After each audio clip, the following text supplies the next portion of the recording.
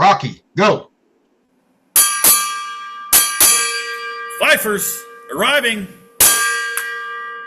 Welcome to the Fifers, DD991 podcast. I'm Rocky, Golf, Yankee, Foxtrot, Alderete. That's Liberty Risk, Gilly, Lil Tate, Thumper, and Dave. And today we're going to talk about food and whatever else the fuck we want to do. And Gilly's going to start it off. All right, everybody. First thing I want to do is give a shout out to people that helped us blow up the episode that we talked about Alpha-Gal and, food, what's in your stomach. Because that video alone is over 400 views and 8 shares. And especially from this one group called Veterans with Alpha-Gal and Other Tick Diseases. And I'm going to talk a little bit about the Alpha-Gal for a few minutes here. A lot of people don't realize that I didn't find this out until I was trying to reorder my emu, and ostrich, and my duck before I get out to the sea. Well, they had Alpha-Gal safe pigs now. So I was like, okay, I had to look this up here. I'm going to share something here. And this was actually approved in 2020 by the FDA. Yes, I know someone's at the door, goddammit. But FDA approves first of its kind of intentional genomic alteration in line of domestic pigs for both human food and potential therapeutic uses. If that is true, that they made pigs, took that molecule out, right, that gene out of them, then that's going to be a game changer for people that have Alpha-Gal like myself. That way we can have pork again. But the question I have, and I've got some of my feelers out, I'm waiting back emails. Okay, when they're doing that, are they keeping away from the other hogs too? Because if not, that can get real dicey really fucking quick. And we all know that if it's from a big pork producer, right, we all know they can fuck up on labels just like anybody can. I don't know. I'm on the fence with it, but if I ever get a chance to, I'm gonna try, especially pulled pork, because I miss that. I can get the pork heart and pork tongue. I don't know about trying a pork tongue. I've ate beef tongue, which is fucking awesome if it's cooked right, but I ain't big on the fucking hearts. Eating them. I've had them. I ain't big on that shit. But that's all I got on that. Yeah, I'm kind of curious to see. I'm gonna have to do some research, even though I don't have what you have, Gilly. I think it's kind of interesting that they can isolate something and remove it and make it safe for you. So, I mean, that could be the first step to maybe eating beef. It could be though, but the thing is, like, when you start going to alternating genes, right, that can be a slippery fucking slope. Yeah, it really can.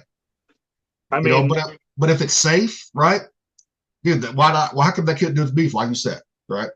If they're only isolating that one molecule or gene or whatever that affects you guys, then perfect. Do it. I'm for that.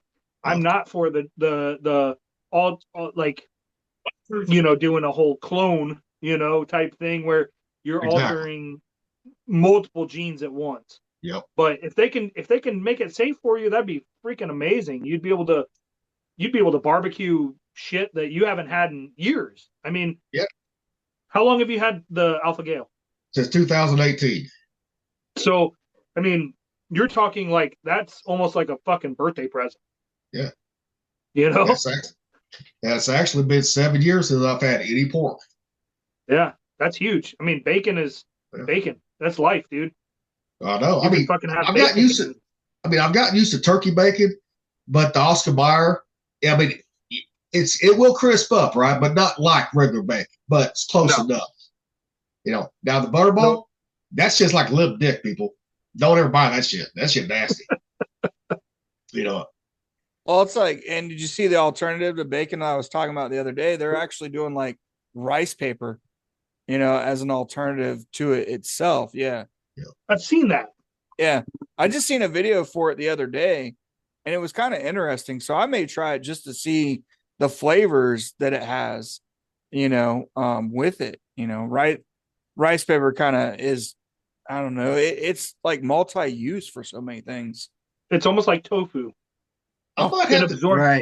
It it absorbs the flavor of whatever it's cooked with, you know? Mhm. So I saw the same video. I think the rice paper. There's another one too. I don't remember what they I think used. maybe the goofy couple, like the female and the Oh, dude. banana peels. Mm. They're using banana peels to make bacon too. Really?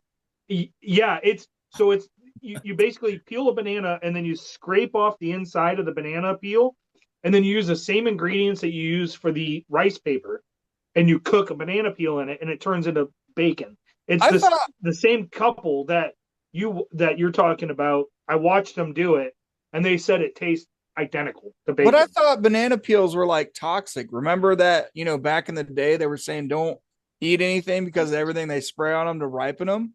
I think that was, Let's well, find out. one, yes. I mean, any fruit that has any type of spray on it for pesticides is dangerous to begin with. I mean, that we all know that now. I mean, that's out there. But if it's an organic, I don't see why I mean, if it doesn't have the pesticide residue on it, I don't see why you couldn't eat it. I mean, I'm sure the Neanderthals and everybody else that when they first started eating them, they didn't peel them, you know. That's funny Right. too. Like who's the first one that's gonna die from eating this one? You know? All right, you try it, Ed. All right, I'm gonna try this one up. Ed died. We don't want to eat this one.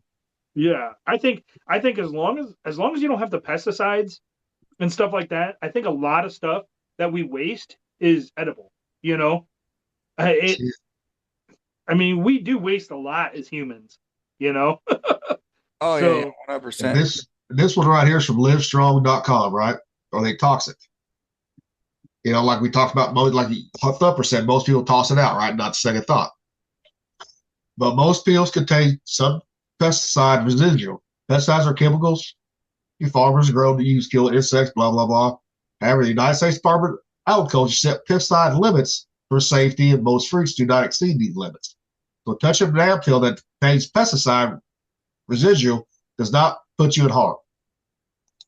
It says not, but sometimes, yeah, you can't always trust the government on that shit. So we know that right now.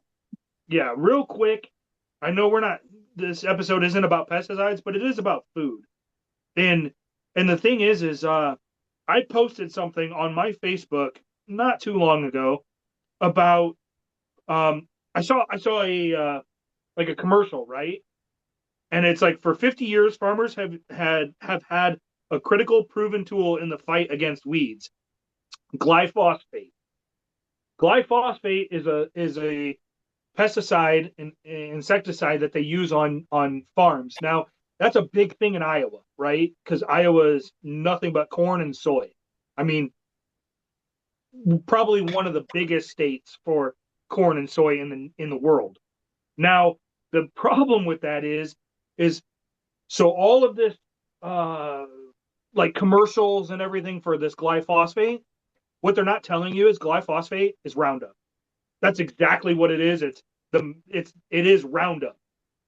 They're naming it something different because of all of the lawsuits that they've had against Roundup for cancer. So now they're doing away with the Roundup name, and they're having commercials saying glyphosate is safe and everything else, and we're allowed to use it. If you do a Google search on glyphosate, it will come up as Roundup. And they're renaming it so it tricks you, thinking, oh, it's a different chemical. It's not Roundup. It's a completely different, and it's safe. It's not safe. No, and I know you're right, because I grew up in a farming community too. My old man used to work at TerraPlant, which was a fertilizer company, and they sprayed Roundup, round the clock. They had the sprayers out and everything, and Roundup was put on a lot of corn and soybeans for the weeds. So I definitely know, like, a lot of people that live in those areas know, like, from back in the day, and this was in the early 90s. You know what I mean? Like, so it's been sprayed a lot, Well, and if you look up Davenport, Iowa, or Scott County, Iowa, the county, we are the highest in the entire state for cancer.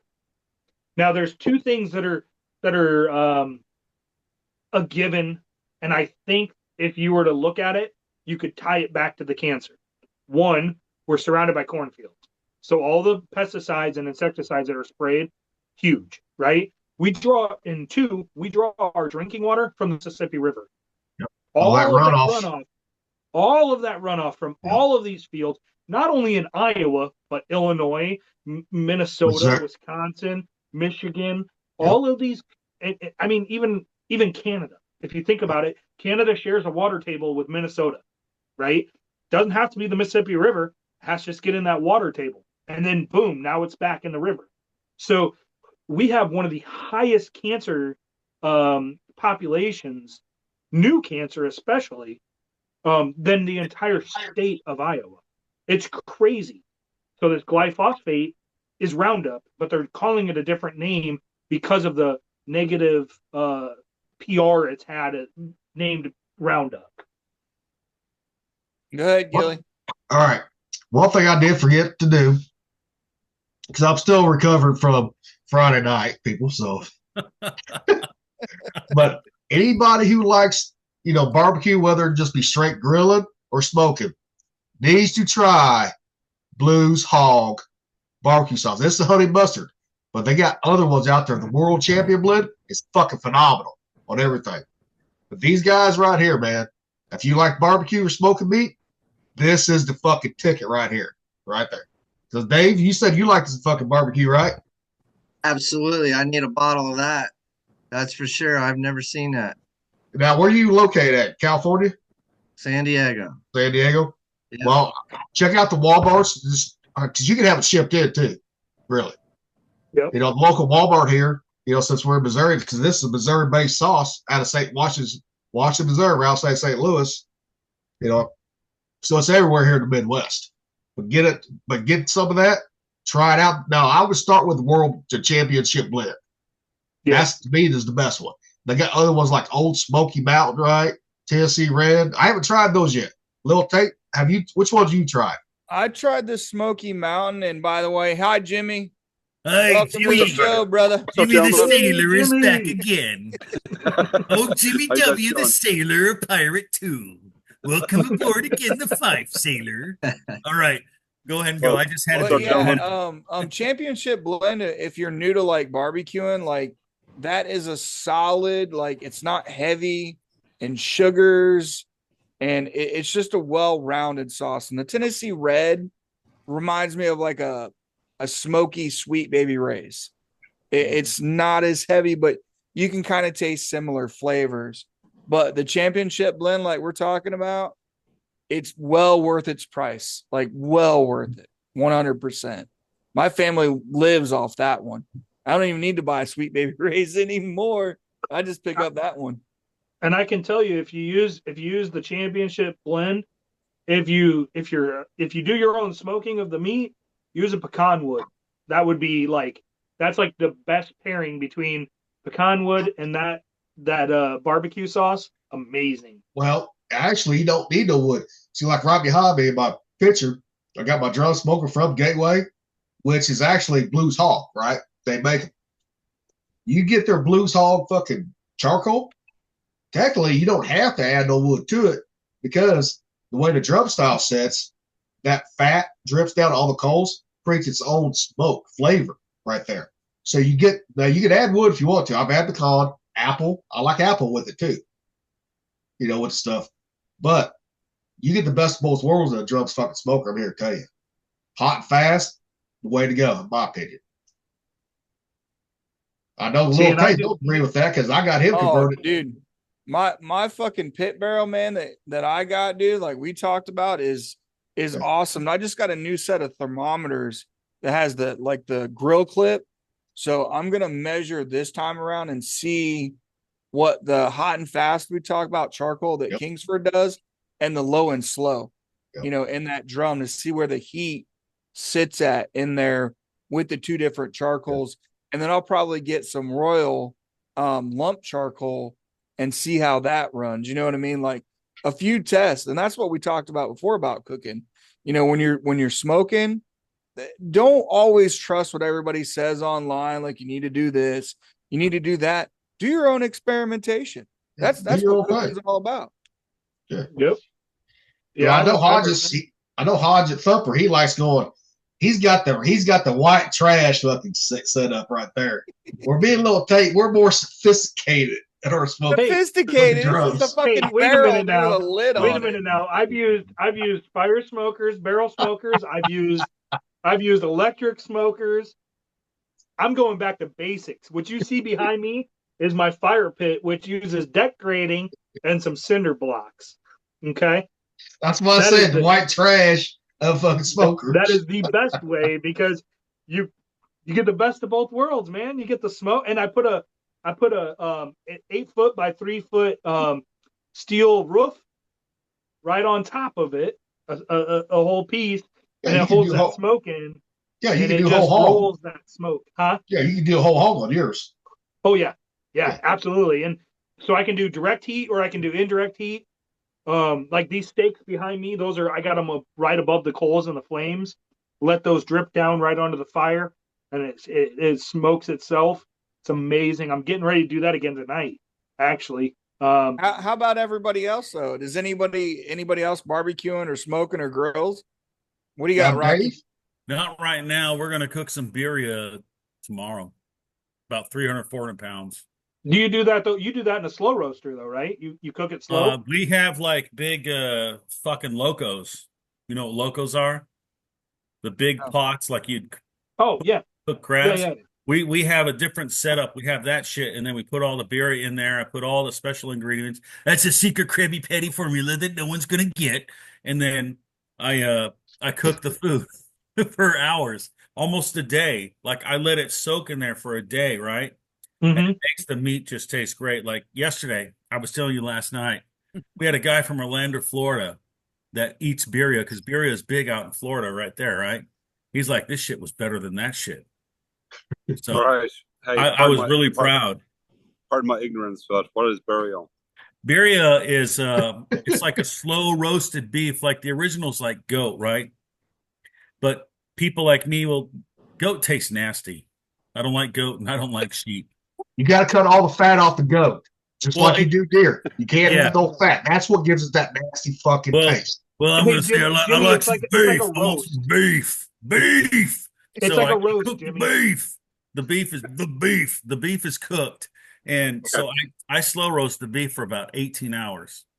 And then when I take it out, I treat it and everything, and I take all the fat and sinew out of it and season it again. And then when we make our tacos, we put the meat, the cheese, and onions and cilantro and a lime on the side. You can do, and then since we cook it in a special elixir thing, that's the consommé, that's the dip. It's like au jus. And some people, they drink that shit like it's fucking whiskey. Like they're doing a challenge for fucking who can drink the most, So it's really good stuff. And, that's what I'm going to be getting ready to cook tomorrow. Nice. Now, Dave, what kind of grill you use when you barbecue? Well, my buddy and I don't know if you can see that. Offset? Yeah, nice. Nice. We put that together on. What is that, a Tesla truck? Nice. Yeah, look at that firebox. Yeah. Professional Hell yeah, man. Yeah, we did some competitions out here. Yeah, we did some competitions out here and did pretty well. We had probably 100 baby backs on there at one time and 10 shit ton of chicken and everything, and did well. We had a line waiting for our food for an hour. Yeah, we had some good times at it. A lot of work then. Yeah. I mean, awesome. Try Blues Hog, man. Because have you ever been to Memphis and Bay? The whole hog competition? No. One of the biggest competitions in the world, Memphis and Bay. Huge. Blues Hog went there, right? And then did a whole hog in 9 hours on a mega drum smoker. That's what put their name on the map with that sauce. Sounds like a country thing. Oh, it is too, though. But yeah, I plan on doing some competitions this summer. My son, he's 10. He's into cooking, barbecuing. He's got his own fucking drum smokers too. He's got 2 and I got 2. And he wants to do some competitions, the summer local competitions anyway. So I'm going to try that though. But what's the highest place you got on chicken? The highest what? Highest place you ever got on chicken? You ever won the whole thing on chicken? No, a lot of this stuff out here in California is political. You know, until you know. But we just got into it to see if people were liking what we were doing, and we did well. We sold more than everybody else, but we never placed. It's just how it is out here. Oh yeah. You I mean know? that's pretty much anywhere it could be though too though. Yeah, But Like like that? on your chicken, do you do whole chicken or halves? halves. Halves. Now, Yeah. have you ever had that problem the skin not crisping up right? Right. Have you ever had to take a blowtorch to it to get that skin crisped up for the judges? Yep. Okay. Yep. I've seen Yep. a lot of people do that. Yep. We used it. Nice. Yeah. We're also in the mountains, so you get that you have that trouble with the stall, the different Yep. altitudes. Mhm. Really Yep. difficult. Once you get into that stall, you got to Yep. feed it a lot of temperature and stuff. It's a Yep. lot of work. You got to bump that. See, that's why I like the drum smoker, man, versus the offsets. Yeah. That stall, it pretty much takes that stall out on chicken, anyways. Yeah. You know, But I can't say, I've still run into a stall before. but on you're my doing pork. beef and pork where I'm not. Yeah, I've So- still ran into stalls on it. Are you doing the whole chicken or are you doing a spatchcock like that? Just like that. Spatchcock, you shouldn't really have a stall. Well, in the altitude, you will. No, yeah, in the mountains. At and altitude, that's you where- will, yeah. Yeah. See, my brother who lives in Fort Collins, Colorado, he has that same problem. He runs in stall. That's why he likes the drum because it took away that stall for him out that altitude right there. I was gonna say every time I've been out in Colorado and been cooking, and you know me, I mean, I grew up Yep. as a homesteader. I mean, I never really had a stove. You're using that offset though? Yeah. Yeah, okay. I mean, I get that. That I could see a stall on that. Yeah. Like direct though, like this, like what I'm using on this deck grading, to do away with the stall, I'll move it over closer to the direct heat. You know. Right. And, Shit, we lost Jimmy. What happened Yeah, to we Jimmy? Uh-oh. But that's an Hopefully he Alabama comes white back. sauce. I did an Alabama white sauce on that one. And I actually smoked and cooked that one in 2.5 hours. I did it pretty fast. I bet Jimmy said, "Fuck you guys, you're talking too much. You ain't letting me in." That's Hey, us. We let- lost you. We Let the lost you. sailor talk about some food, eh? Let him talk Well, about food. Sorry, I He didn't mean might to have cut been you how off. like Joe was Albert. if he was on his phone. It might have died on him. Yeah, I know he yeah. was sitting outside of Starbucks, so the Starbucks might have cut him off. He didn't pay The attention to Wi-Fi. Wi-Fi. hell no. Get the fuck off here. No, and you're right, Thumper. I mean, yeah, he stalls and chicken and spatchcock and, in those areas, when you run out of altitude. What, like, are you like Verona area or something like that? Like up that high? No, we were up Mammoth. Oh man, you're up there. Yeah, it's up there. Yeah.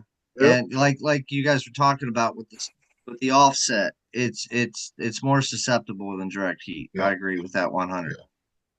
Yeah. Yeah. That's Is it like- why I ended up getting rid of my offset and went to that Yeah. that barrel. Yeah. Was it more direct like you got, Thumper? Yep. That heat is just like Yeah. right there. Like it stays going and Yeah. it's a high temp barbecue. Like Yeah. it See, does stay at a high heat. The good thing about mine though so mine is over 5 feet long, Yeah. so I can still do a cold smoke on the same grate. Yeah. With I can have the fire on one side, cheese on the other, and I can Yeah. smoke the shit out of cheese, and I don't have to worry about it because it's 3 feet wide by 5 feet long. Yeah. You know, and that so- helps. That definitely helps. I mean, the barrel, you only, you only got so much circumference. Well, So your yeah. shit's But what always the- going to be hot. You can But diffuse what- it out, like Gilly's saying. but one thing with the pit barrel is right. I'm gonna show a picture of the gateway here, which you can actually with this one versus most other drums out there, you got flaps to control the temperature. You can actually cold smoke on this one too. Oh yeah, Or the- yeah. I With see the it. pit barrel, you cannot. It's set and forget on that one. You're gonna be hot and fast on that one. And I'll show a picture here in a minute. We bring it up here, pit barrel. But the Gateway drums, dude, that's a Cadillac of fucking smoke of the drum smokers in the world. I think that's my opinion. Pit barrel cooker. All right. I ain't trying to bring this shit up. There we go. We get to it. Gotta find the webpage. Yeah, no, I'm trying to fucking. God damn it! I don't want to fucking motherfuckers. All the advertisements are popping up. Right. Exactly. I'm like, you motherfuckers. All right. See, this one right here is this the PBX right here.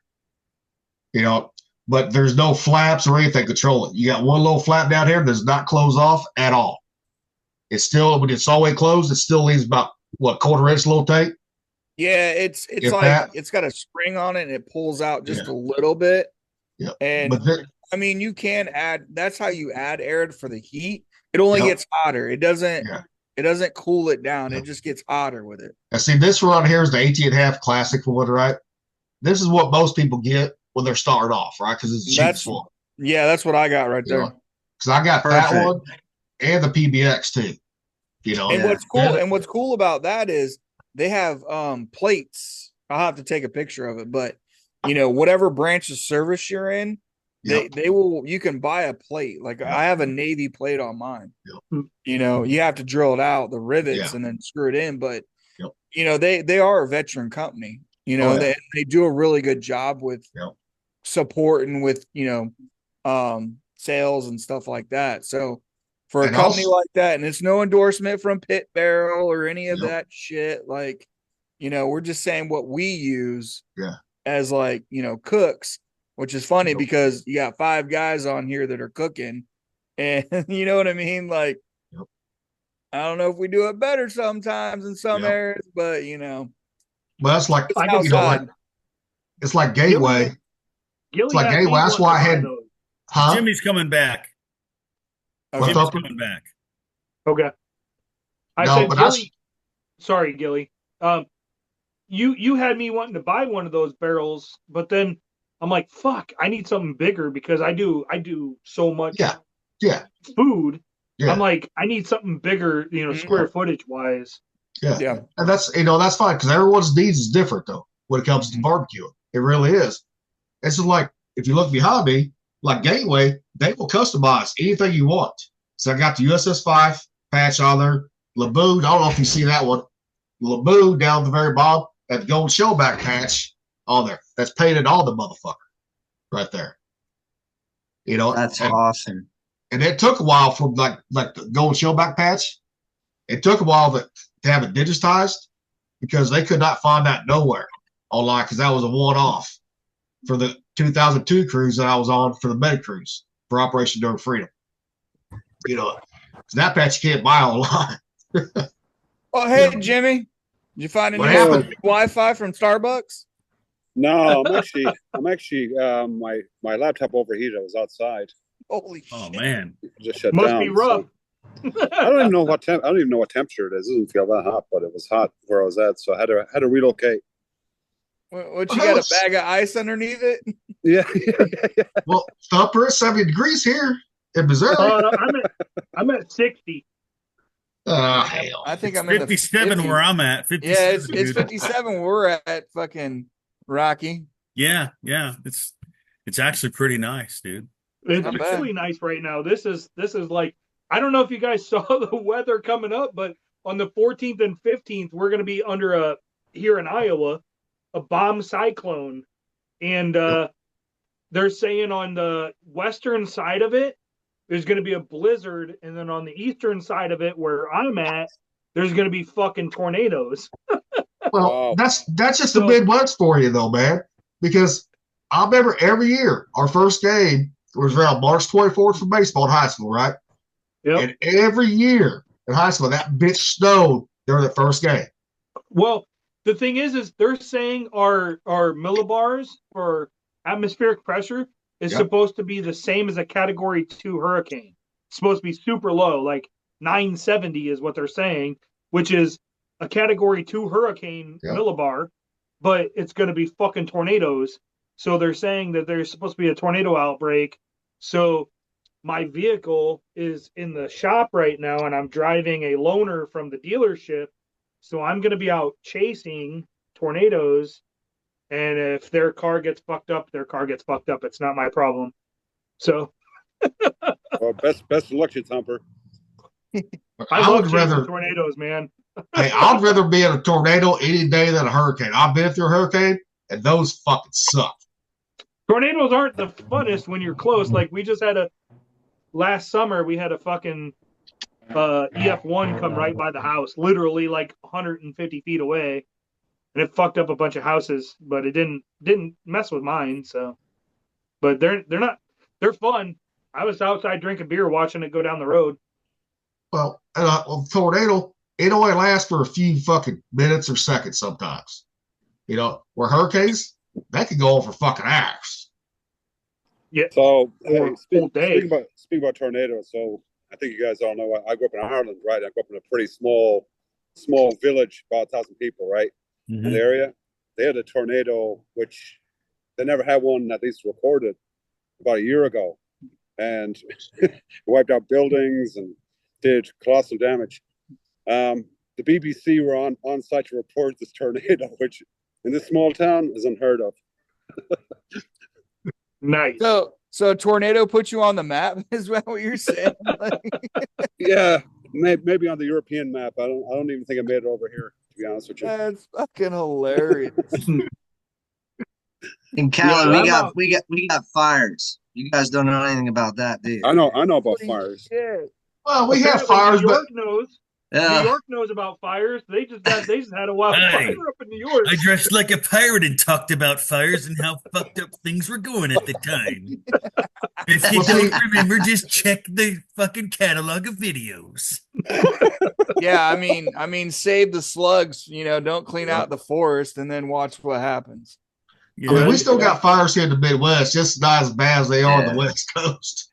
Oh no, we're It's crazy awful. because we do controlled burns. Exactly. But a lot of those fires that get out of control here in the Midwest, especially here in Missouri, are those dumb motherfuckers that try to burn a field off at high wind. Oh yeah. Or the ditches. Exactly, yeah. Yep. Yeah, we just had a bunch burning off ditches the other day, and I guess I looked at the news today, and I'm like, "Fucking New York's on fire." Well, so South Carolina, yes. Myrtle Beach, yeah. The Hamptons too. The Hamptons, I heard.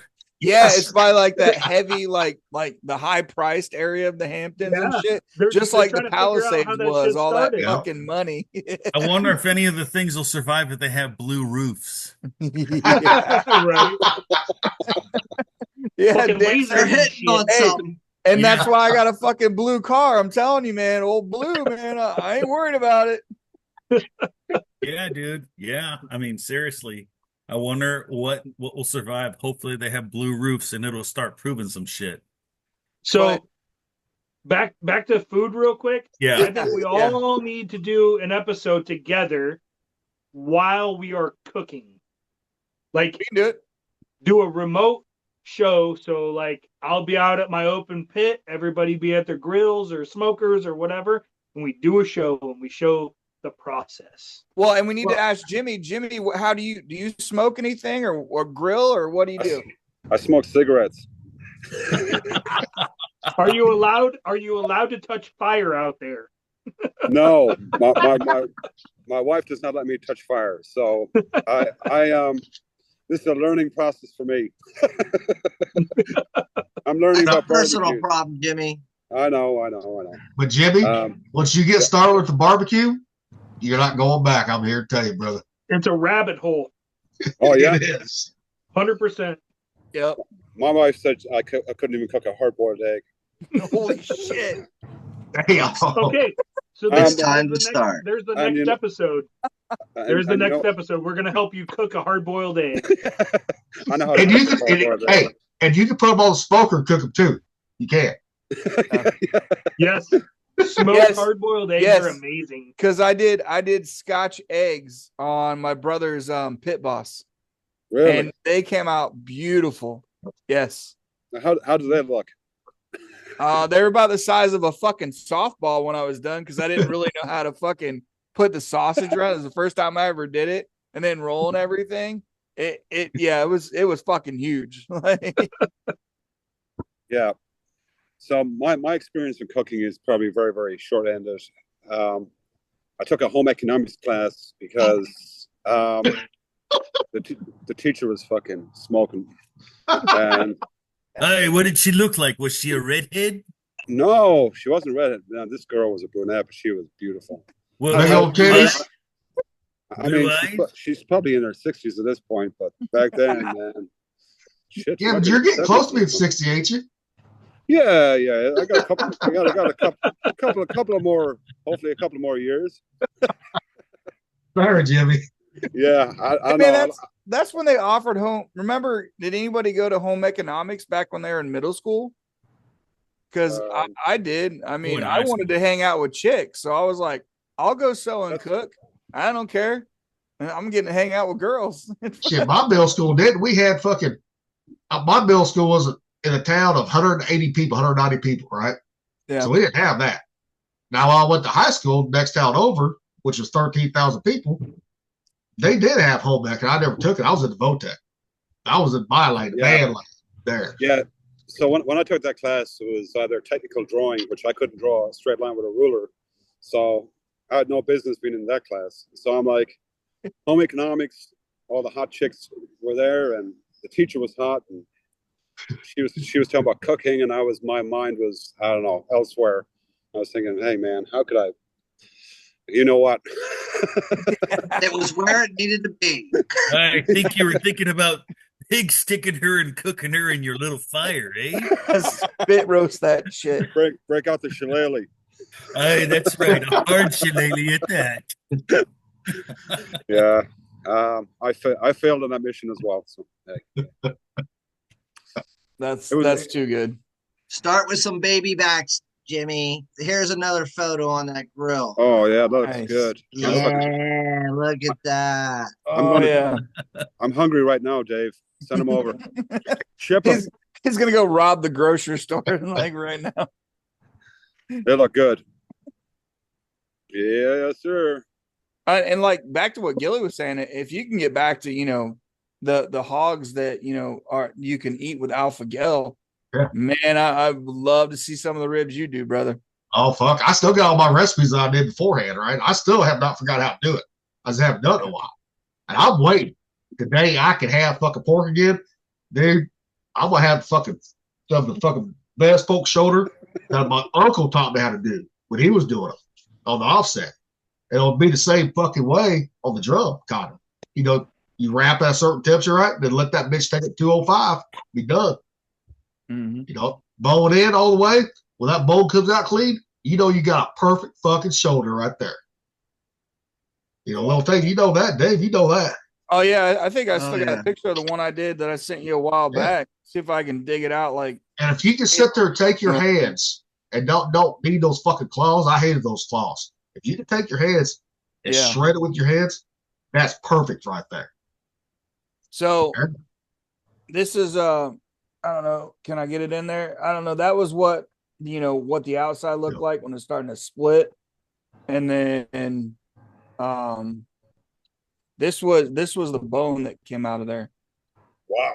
Out of that pork shoulder, and this is using that drum smoker, so it's like super simple. Like you just load up your charcoal and wood, and you set it, and you put your thermometer in, and you go. You wrap it.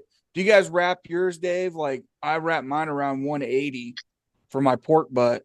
Yeah, 180. Same. Yeah. Yep. Wrap it. Then slow it's cook like it from there. It's like ribs. My style of ribs is St. Louis style all the way. Gotta have them. Yeah. But then you got to wrap them at a certain time, right? You put some butter, some honey in there too. There's a little bit of barbecue sauce in there with those ribs. When you wrap them, right, perfect right there, almost every time. Do you get? And it's funny. Do you get the St. Louis fucking cut spare rib? Yeah.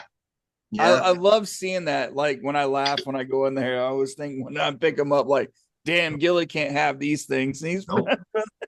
But I didn't buy mine from a regular store. I went to a butcher shop to get mine. Yeah. Because that's going to be 10 times better meat right there that you're going to get at a butcher shop. 100%. Because I'll tell you this right now. We've talked about this before. The commissary pork butts, are fucking terrible. I broke my glass mixing bowl, trying to shred it down like I was trying to just start it out.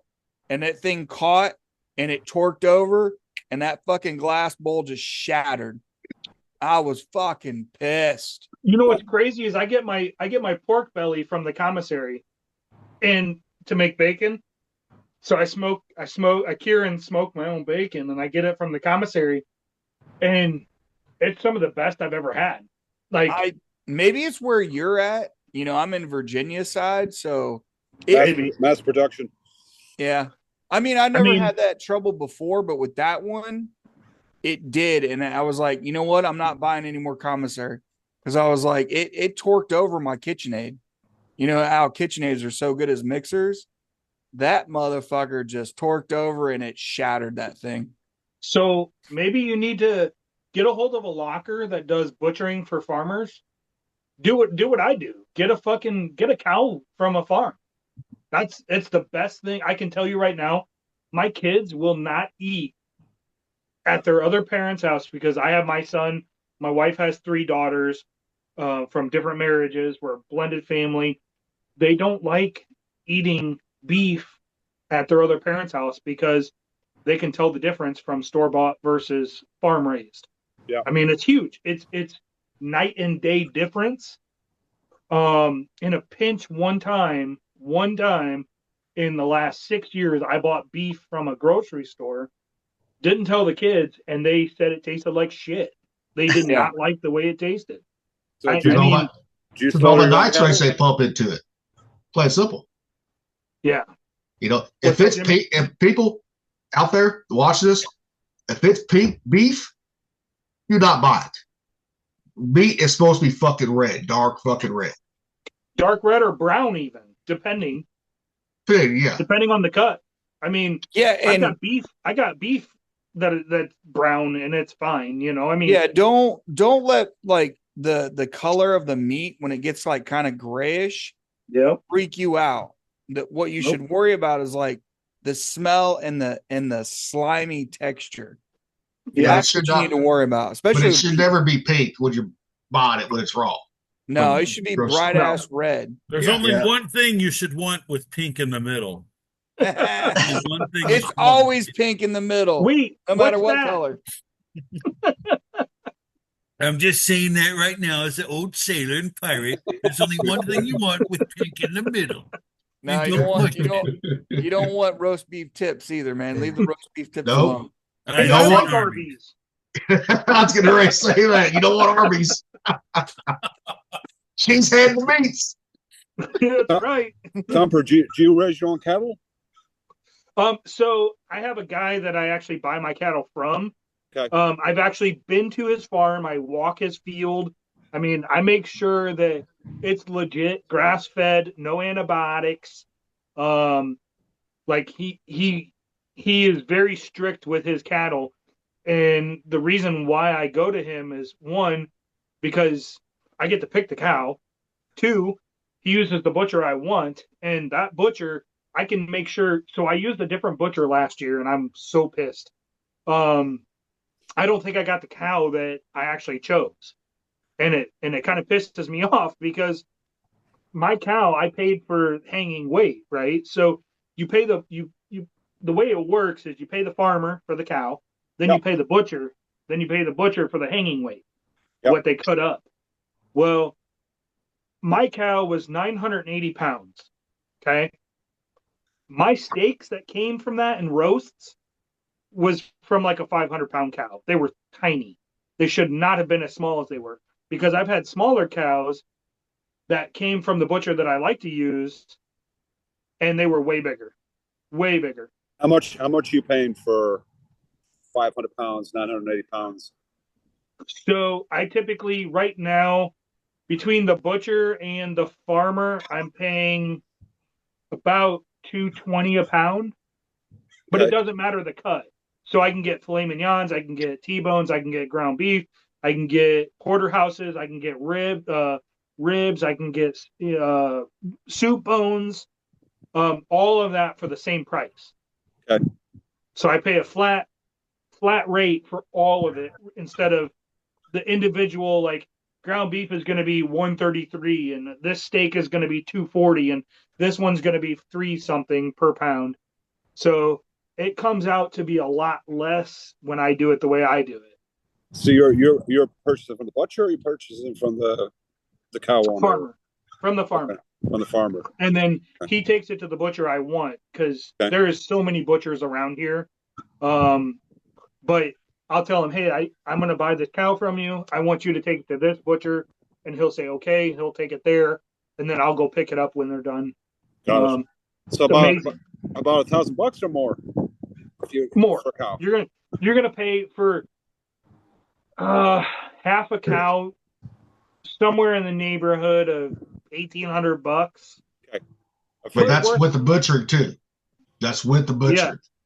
Okay. That's the cow and the butcher, and it's 100% worth it, because I can tell you that butcher is going to call you before they cut up the cow, and they're going to say, how thick do you want your steaks? I want them 2 inches thick. The T-bones I want 2 inches thick. The porterhouses I want 1.5 inches thick. Your ground beef, I mean, it's night and day. It's so much better. How long would it last? How long would it last your family? Would it last? So we did with 4 kids, and my wife and I. That's 6. Half a cow would last us pretty much the whole year. Okay. And we eat a lot of beef. I mean, we eat beef more than the normal family.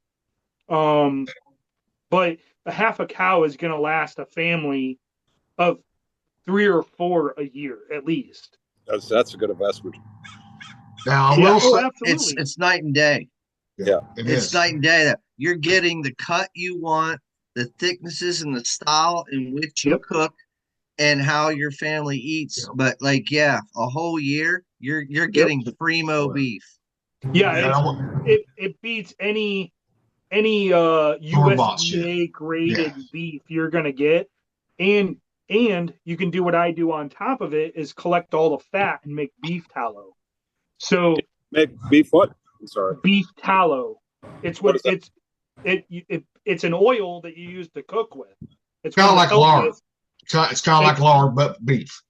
Same thing. Yeah, and it's one of the healthiest that you can use. And actually, I don't know if you've noticed this, but recently, there has been a lot of restaurants switching back to beef tallow. No beef shit. Tallow was used, and that's pissing me off, because that fucks me. People with alpha gal. You. Yeah, but everybody else does. I mean, I like beef tallow. Don't get me wrong, but like Applebee's is going to it, Steak and Shake. I'm like, motherfucker, there goes some things I can't have. So. It's because they're going away from seed oils, and they found that seed oils is bad for you. So there's 2 oils that you can use at room temperature, and that's going to be your olive oil, and I think what was the other one? Well, you got peanut oil too. Peanut oil is good too. Which one? Peanut. They say to stay away from peanut. See, I ain't buying that bullshit on that one. I would do some research on it. I would stay away from peanut, because what the fuck? The 2 oils that you should use at room temperature are avocado and olive oil. Then the cooking ones, you want to use tallow. That's the number 1 cooking oil to use, is tallow. Actually, I'm gonna stop you right there on that one. The number 1 to use, been used for fucking generations before beef, duck. Duck is not bad. I'm not saying duck is bad. No, I'm saying duck is actually better beef on taste. Duck is. That's why the French call feet everything. If you cold feet everything, like fries, right? You cold feet fries first, and then you do that another fry with them, right? That higher temperature. Those are the best fucking fries you're ever gonna have. I'm here to tell you on that one. But you want to stay away from vegetable oil, canola oil, peanut oil, all the seeds. Stay away from them. They're actually coming out with peanuts. Not a seed. It's not a seed. That's why I disagree with you on that one. It's a fucking legume. It's not a seed. They're saying stay away from it. It's not just I believe that shit. I ain't buying that. They said the same thing for beef tallow for years and lard too, and now they're going back to it. So that's why I said I ain't believing that shit. Wait a minute. Are we going to go back and forth about white and brown eggs too? Like white eggs are better than brown eggs? Like no, back and forth like they did for years. What color eggs matter? Yeah. No. See, everyone that's watching right now. See, we don't always agree on certain things, right? We don't, you know. But get back to like. Go. But get they back say to stay away from seed, right? So soy, any oils made from soy, which is the same as a peanut. They say to stay away from avocado oil? Avocado is a fucking seed fruit. Yeah. No. The oil doesn't come from the seed though. And they say to use that only use it at room temperature. Don't cook with it, because once you cook with it, it denatures. And I don't know if you know this, but the cashew, anything made from cashews is actually bad for your body. It's inflammatory because the cashew comes from the same family of plants as poison sumac, poison ivy, and poison oak. Look it up. Yeah. That creates inflammation in your body. So cashews aren't good for you either. Well, it depends on the person's body. It really does. No, it does. Anything from a poison plant is going to cause inflammation in your body, regardless. Well, see, and that's the same thing people talk about cancer too, right? You know, like chewing, smoking, right? Not everybody chews and smoking gets cancer, and not everybody eats cashews get inflammation from them. They don't. That you know of. I eat cashews. Every time I eat cashews, I do not get inflammation at all. You might have had a little back pain that you didn't realize until after you ate it. No, I mean, I know when I have inflammation from something I eat, right? I know right away from that. I do like my cashews. I think we need to bring an RFK Jr. to our next podcast. Anybody know? Let's have him come on. Let's have him talk. Hey, but since we're talking about oils, hold on. Let me put a plug in here real quick to help out people that are like want to save money because everything's a little bit high. If you see any of these sprays, right, these cooking sprays, like this is avocado for me. These are the biggest fucking ripoffs you can ever get. Yep. If you get yourself a little fucking spray bottle like this, you can fill it up with avocado and get the same spritz out of it that you do out of these aerosol bottles, because they have a bladder in them that has very little oil in it. What is it? So you bought 5 fluid ounces. This you bought one of those motherfuckers. Huh? Yeah, nice. You bought one of them. Nice. Oh yeah, it cost me $9 for the spritzer. I need to buy one. I ain't bought one of those almost yet. $7 for this 5 ounces. And I can buy a bottle of avocado oil for $20 and use it for like months. So anybody that's listening, sorry, that's my plug, my soapbox. Stay away from these. Get a little spritzer.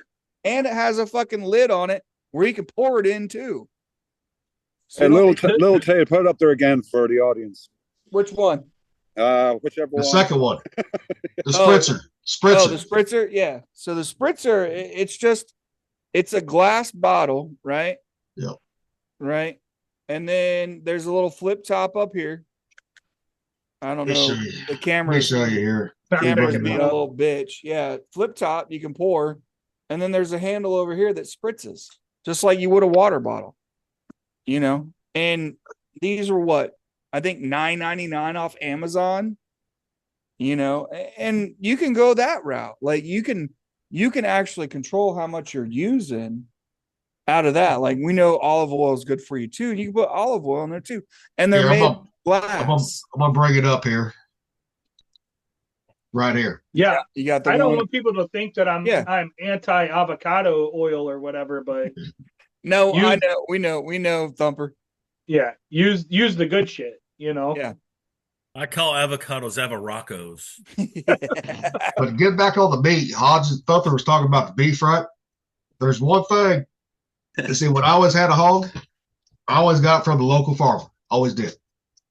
Now, some people say you want 200, 280. I'm gonna say, fuck that. This is my preference only. Every time I got a hog, 300 to 350. Because you want that fat. You want that lard with it. Because I always said, give me the fucking lard. Because I use that cooking fish, everything. The fuck, lard's been around forever, dude. Yeah. But I'm saying the bigger the hog and fatter the hog, the better it tastes, too. I have bricks of lard in my fridge right now. Yeah. Like, you got to understand, though, like, hog and cattle and stuff, you want those, grass fed, grass finished. You don't want them grain, you don't want that grain in there. The grain is not natural to these animals eating. So if you get grass fed, grass finished, it's going to be different.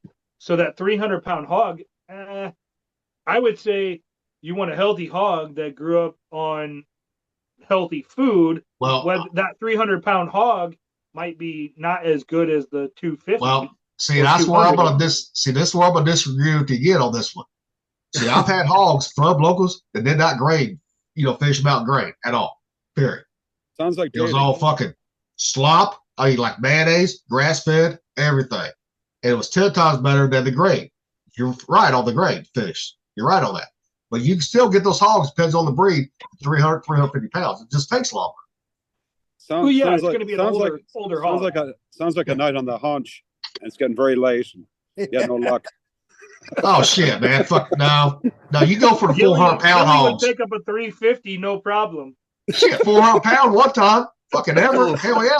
I was going to say, in Everett, you definitely picking up a 400-pounder. Because in Everett, a lot of those girls, I mean, dude, they're fucking hogs. That's why we all get Everett right there in Washington State. It's like, hey, bro, we're home. You got time to pick a good one, Hey. But Gilly didn't give a shit. Hey, I wasn't looking to get married when I was in the Navy. And I just wanted the fuck. That's it. Hey, we'll go back to Rocky's original point. It's all pink inside. As long as it that's right.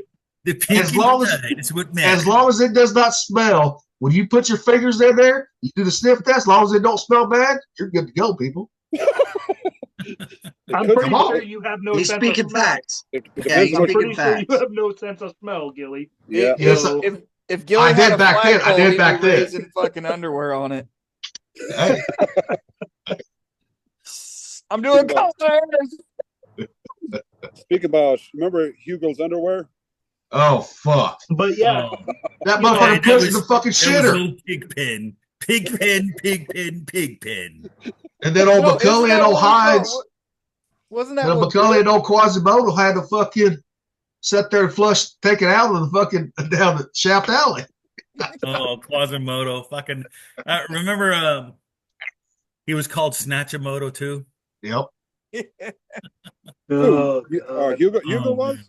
No. Because Hines. Zach was called Snatchamoto from Maldonado. Maldonado called him Snatchamoto. It's fucking hilarious. Hey, Snatch. I wonder how old Zach is doing. Oh, that shit was so funny, man. He pops up on Facebook every now and then. Not very often. Yeah. Man, and some of those guys working at FECHT, man, fucking crazy shit, dude.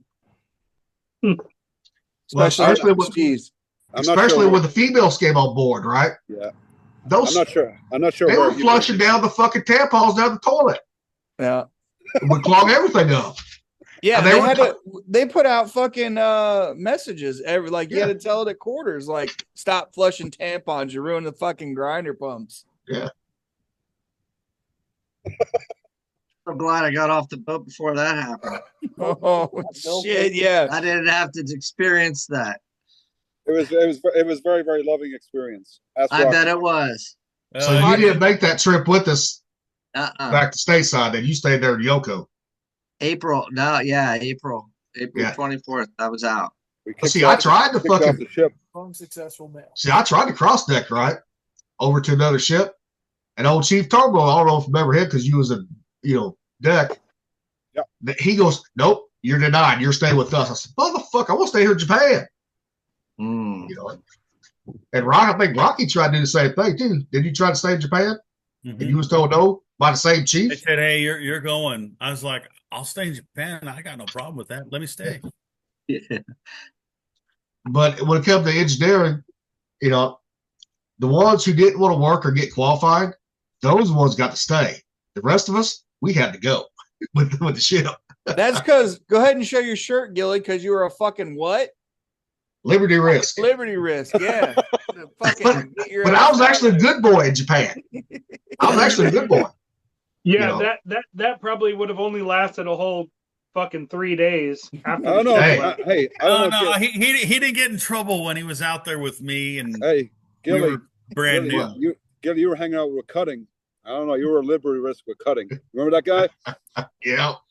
You Well, guys Cav got that. too. Well, Cav, he liked to fight. Oh yeah. No rage case, he liked to fight. Yeah. You know what? You But know, no, I'm surprised he never became a UFC fighter or something like that. Oh, he would have been a good one.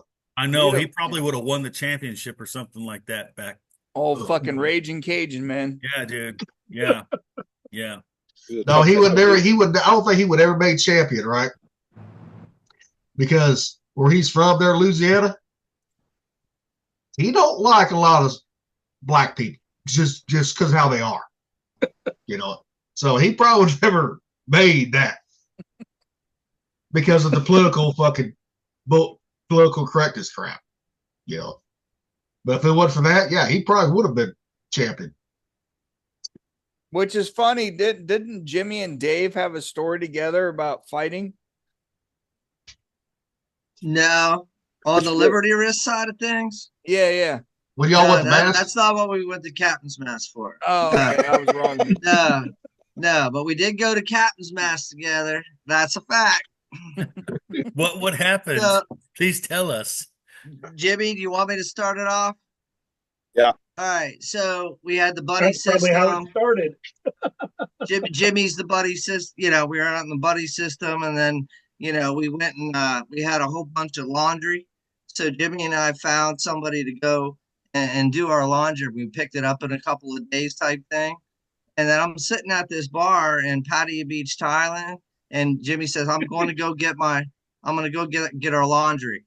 Well, first of all, he never found the lady with our laundry, so we lost that. And before he got back, if anybody knew me, I could just drink all day. But for whatever reason, I swear to God, I got drugged at that bar, and my head hit the bar, in the first hour. And then Shore Patrol yanked me out of there, and they hightailed me back to the fight. And then Jimmy gets back, and he just stayed on Liberty Call out there for the entire time. And then so I'm back there in fisticuffs doing extra duty. And then next thing you know, Senior Chief Dean's like, you guys are fucked up, and and we thought we were gonna get our asses handed to us by Carpenter. And Jimmy, go. I'll let you take over. Yeah. So I was feeling I want to go back for a second. So I think we had some Liberty risks at the previous port before we pulled into Patio. So somebody fucked up. So me and Dave, we signed out together. I knew it was going to be a risk with Dave. I mean, I knew it, right? I'm like, this is risky. It's a good time. This is risky behavior. Good time. So yeah, I go try to find this laundry, which we brought a good fucking sea bag, man. I mean, we had no skivvies left by the time we came back to the ship. I mean, everything was, so we have probably little friggin' Thai kids running around with skivvies names with Whitney and Stamball on the back of them. So Dave gets pulled in for, hey, he got drugged or whatever the case may be. So I stay out in town for the next 3 days, but I'm running into dudes that are like, the MA1 blunt is lucky for you. You need to turn yourself back in. Man, I'm like, yeah, I'll be back there. But I'd absolutely zero intent of going back. I'm like, I'm going to continue partying and get fucked up. And I was I'm like, fucking Stamball, man. This fucking guy. Liberty risk Dave. But so I finally get back, and I think we had actually taken a fucking boat. I think we were anchored out. What was it called? Liberty boat? 6 miles. Yeah. So it was like 2 hours before Liberty expired, and like all the other 5 dudes go back, dude, you're fucked, man. You're fucked. I'm like, okay, yeah, I guess so. So anyhow, they ran us through the gauntlet, man. Me and Dave, we hadn't worn our, I don't know. I think we probably left her dress twice. Maybe we borrowed somebody's dress twice to go to Captain's Mass. But man, I remember I was fucking shaking like a leaf, man. I still remember that. And Blunt fucking MA1 is like, get back in attention. Get your military buried together or whatever, which, rightly so, I guess. Right. But then Carpenter, I was Carpenter's master helmsman, so he kind of liked me. He kind of liked me. He's like, all right, hey, both you guys are fucking dismissed. And I think we got extra duty. Yeah, I think we actually did some shore patrol in Singapore and Hong Kong when we pulled in afterwards. We did. Which we had no money anyhow, so we're like, yeah, cool. Hey, not a big deal. So yeah, man, it was pretty cool. No NJP. No NJP. No NJP. Yeah. Oh, that's funny as hell. That's a cool old school Navy story. Yeah, but hey, Dave, tell him the story about the bar. What? Tell him about Buffalo's bar. Oh, well, I mean, speaking of fighting, so I mean, Jimmy and I are always out, shooting stick all the time, and we're always out there taking people's money and stuff. And this dude just kept losing and losing, and are we going to talk about the fight first? Yeah. All right. So we'll get into the juicy. Yeah, the guy nudged his stick. And Jimmy thought it was just an accident. And then he took an elbow, and then Jimmy took him and threw him through the window, and that was good. And then Shore Patrol, rounded him up and threw him in there. And I'm like, yeah, Jimmy's heading down in Shore Patrol, and I'm just waving at him. I'm like, it's gonna be all right, dude. It's gonna be all right. My hands are cuffed, by the way. Just want to let you know. Now, the guy that you threw through the window, was he a jarhead or sailor? He was a sailor. Yeah. Because we had jarheads there at Yokosuka too. So I put him through the window at Buffalo's bar, like fucking damage. Yeah, so he was bloody. Yeah.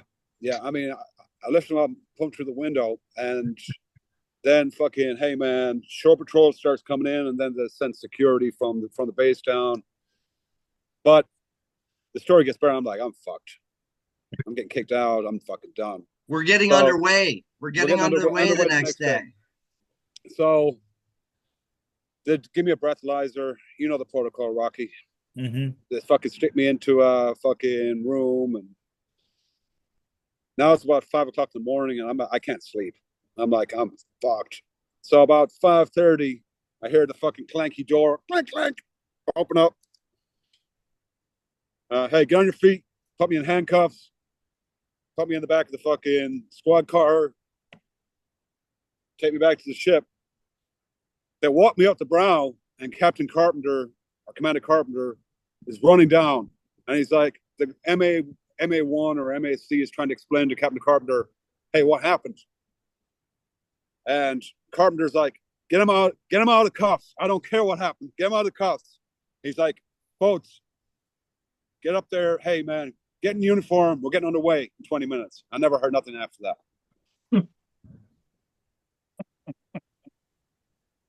He's like, get him out of the fucking cuffs. Get him out of the cuffs. Underway. Yep. That's all I was up on the folks' when that was happening. Yep. That's that the shit old wouldn't school happen Navy. today. The old school Navy, that was cool. The old school Navy that everyone wants to talk about that lived it because it was better than the fucking shit today. And it's in like our intro song, what we do with a drunken sailor.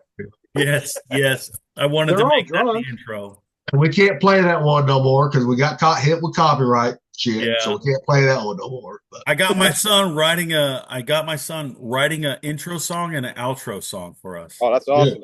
Yeah. So it comes someday soon. But speaking of Liberty Risk, I never got put on Liberty Risk until 2000 cruise on Westpac in Australia. Well, you kind of deserved it. Well, that's when I got so fucking drunk. We drank all fucking day long. This is like 4 o'clock in the morning. I thought I was in the middle of the fucking. I thought I was on the sidewalk, but I was in the middle of the fucking road. Yeah, you were. And then when the fucking cops came, all hell broke loose then. I mean, Gilly, you went on to the wrong ship in San Diego and went to sleep. No, that was not me. Nope, that was not me that did that. I remember hearing that story, but I don't know who it was, dude. No, that was Thumper. I'm gonna tell you. No, that was not me. No. You slept. If that was me, I would fucking admit to it. I would. I thought it was Unruh. You slept in Hugo's rack when he was on the Fletcher. I'm pretty sure this motherfucker, when we came back from Tijuana, he got separated from us, went on to another ship, went to sleep because it was a DD, went to sleep and got woke up by the dude that owned the rack and got into a fucking fight. If that was me, I'd admit to it. But if I don't remember that, that means I got roofied or something, because I remembered all those fucking times I did some shit like that. You were drunk as fuck. We were all drunk. Hey, but I remember that. I gotta admit to that one, man. I walked on the wrong shit in fucking San Diego too. I got to the quarterdeck and they're like, you remember when you had the ship stickers? Yeah. You know, the actual, and they're like looking at it and they're like, what the fuck are you doing here? And I'm like, this is my shit, man. No, it's not. Look at your sticker again. I was like, oh shit, I'm on the wrong shit. That's what we were trying to figure out about Gilly. Like, how the fuck did he get on another ship with the sticker on the fucking ID? But this motherfucker made it. I guarantee you. That's he why made we it had on stickers. Another ship. He went down into engineering berthing, fell asleep in this dude's rack, and then started swinging on him when he woke him up. Because that was the same trip. That we all went down to fucking Mexico, and somebody went ahead of the group. I don't know who, but somebody went ahead of the group on the pier because they had a shit so bad coming back from Mexico. And when we came across the brow, you could smell it. And then the fucking, and then the petty officer of the watch, as we're showing our ID, asking permission to come aboard, was like, what the fuck is that smell? And then we get on the stairs to go down the stairs to berthing, and it's getting stronger. And then you go into the fucking showers in the engineering bathroom, and there's socks full of shit in the showers. That was Unruh, dude. Unruh. Hey, we're talking about food here. Come on. No, that was in Australia that night. Yeah. Oh, no, that was in Australia, Matt. In 2000. No. Unruh shit the bed in Australia. Yeah, he shit the bed. Rack. No, he shit himself because he came down because he had a fucking shit streak up his back. Okay, so he did. That was him. T-shirt. Because I remember him shitting himself in 2000 in Australia because he was drinking in the rack. Screwdrivers all night. He was drinking screwdrivers. And it came off the rack. And then and fucking Reed all that put their hand in it. Yeah. Like he blew his ass. This was stock. And it hit this was literally stock. Stock in the shower with shit in the socks because it ran down their legs and it went into the shower, and somebody was waffle stomping that motherfucker. It was horrible. The whole fucking berthing smelled like shit. Oh shit, do you remember when they were doing berthing rehab and they fucking painted over a turd? Yeah. It was a turd in the overhead, and they were just spraying it, and they found they painted a turd over in the overhead. Unruh, he's the one that drank so much he shit over the side of the rack, and he was on the top rack. So he has ass hanging out. It has all diarrhea. It waterfalled. That shit went up to the top rack fucking curtains. Like it blew out. He was drinking screwdrivers that night. The orange juice and vodka got to him. I just want to know, because we never figured out who shit their pants so bad it went into their socks while they were running across the fucking brow and then fucking dragging that shit everywhere and then into the shower. It was horrible. It was in San Diego because I know it was a group that came back on the train from San Ysidro once we crossed the fucking border. Yeah. Everybody was on that train and it was somebody from that fucking group and there was shit everywhere. So was that 1998 or 1999? No, that was... I would have been 99. That would have been 99. Yeah. Yeah. I definitely missed that episode. It was so fucking bad. Even the petty officer of the watch was like, what the fuck is that smell? Because it was everywhere. Rocky, do you remember Safel? Yes. Oh, yeah. Okay. Was he the motherfucker that jumped off the fucking bridge? That's what I was thinking. I couldn't remember his fucking name. Yeah, While dude. he's underway, He too, was a right? big buff dude, man. He was a big buff dude. And like he was like when I got to the ship, him and Macaulay were fucking on Liberty Risk, dude. And they were buddies. I'm like, all these guys are on Class Charlie Liberty. They can't fucking leave the boat. I was just like, No. Hey, Safel left the boat when he was on fucking. He was whatever. He had full restriction, yeah. and I was standing roving watch, about 4 o'clock in the morning, and I hear like I'm at the back of the at the aft of the ship on the fantail, and I hear a splash in the back. This guy climbed the mooring ropes up back on the ship. Yeah, I heard that story too, dude. Fucking crazy, That's man. hilarious. That's hilarious, man. Yeah, He's they're screwed not himself rat across. guards; they're sailor guards from climbing up. Right. I think that was his final that was his final episode, but I think he departed pretty quickly after that. Oh man, the guys on that boat when I first got there, man, they were characters that you could immortalize in a bunch of movies. Like you could do a movie about almost everybody on that boat. Almost, It was truly McHale's Navy in Yokosuka. It truly was. it was great. I think even so. Dave got on Fife a little bit before I did, but we had characters. I mean, characters that you guys didn't get the chance to see. Yep. They didn't stick around that long. You remember Slobik, Dave? Oh yeah. Remember Lloyd? Yep. Hey, Marty tell Lloyd? us the story, sailor. Tell us the story. So I actually graduated from boot camp with Lloyd. He was this little guy. He was probably about 140 pounds, maybe 5'6", and I mean, we all got fucking dirty, right? We were fucking grinding decks and fucking shipping and fucking all sort of stuff. But this guy he was a white dude, but he looked like he was a fucking coal miner by the time he was done. I mean, he was a worker, but he was a fucking drinker, man. He liked to fucking drink, party. We that all good stuff. drank Yeah, but I mean, he was every chance we got. okay. He was even above our par, but man, he was out in town on the haunch one night, and I guess he had one of those old disposable cameras. So I guess he was smoking weed. So he left his camera in the fucking Japanese cab. So he got pulled in for something else, CMAs, but then he started getting paranoid. And they're like, have you been doing drugs?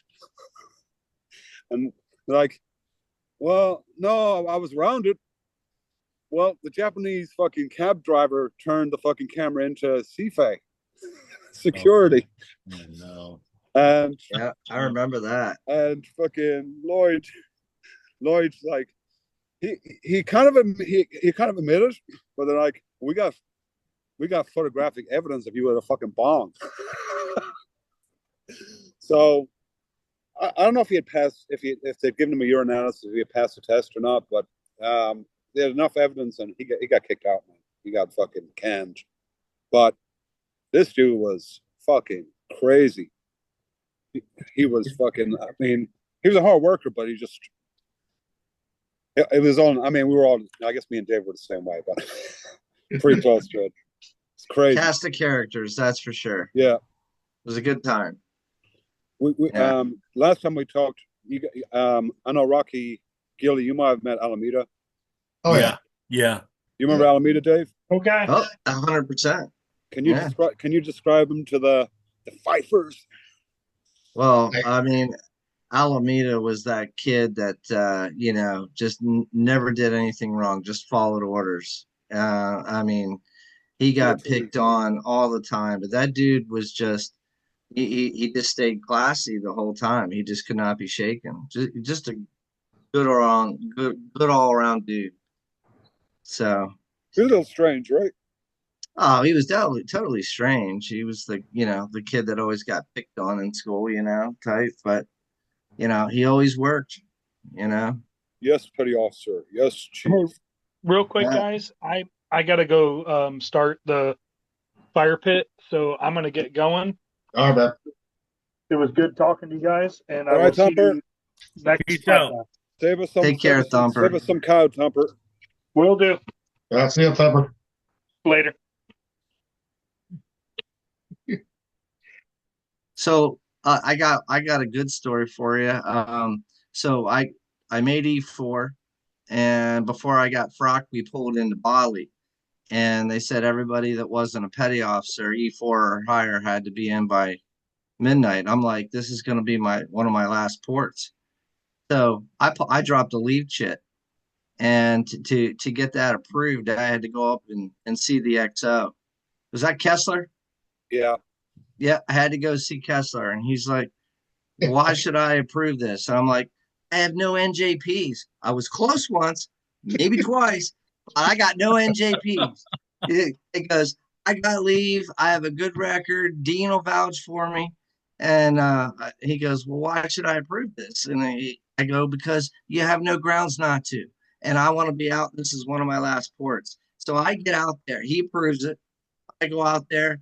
I found, did you guys order omelets there? Did anybody ever go to Bali? Yes. Yeah.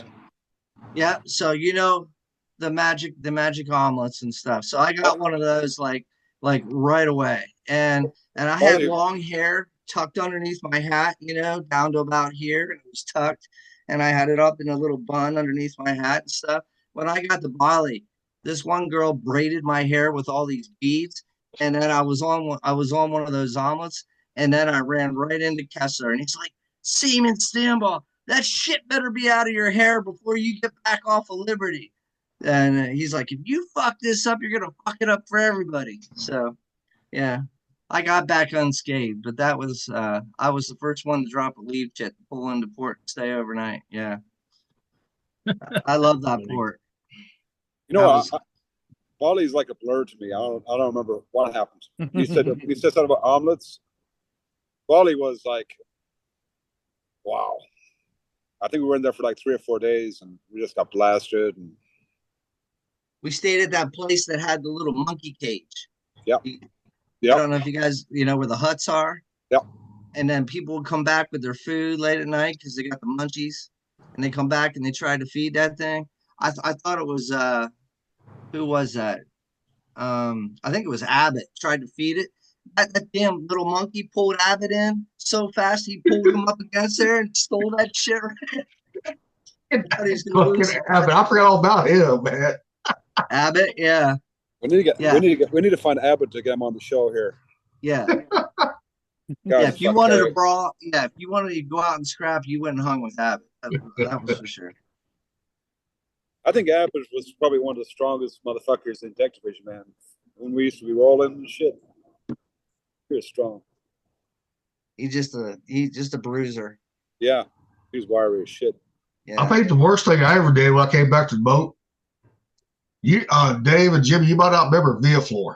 I think he came on after you guys left. Yeah, it doesn't sound familiar. Well, this was in 2000 when I was so fucking drunk I thought I was in the middle of I was on the sidewalk. I went down the burner. I thought I was in the bathroom. I sat there pissing on somebody, dragging his Villaflor. And all I remember him, he was like, quit pissing on me, Gilly. I said, shut up, bitch, take it. Wasn't there somebody else that pissed in somebody's boots? Yes, I don't remember who that was. He was the guy that stood up to Boswell. He was an IC3 or IC2.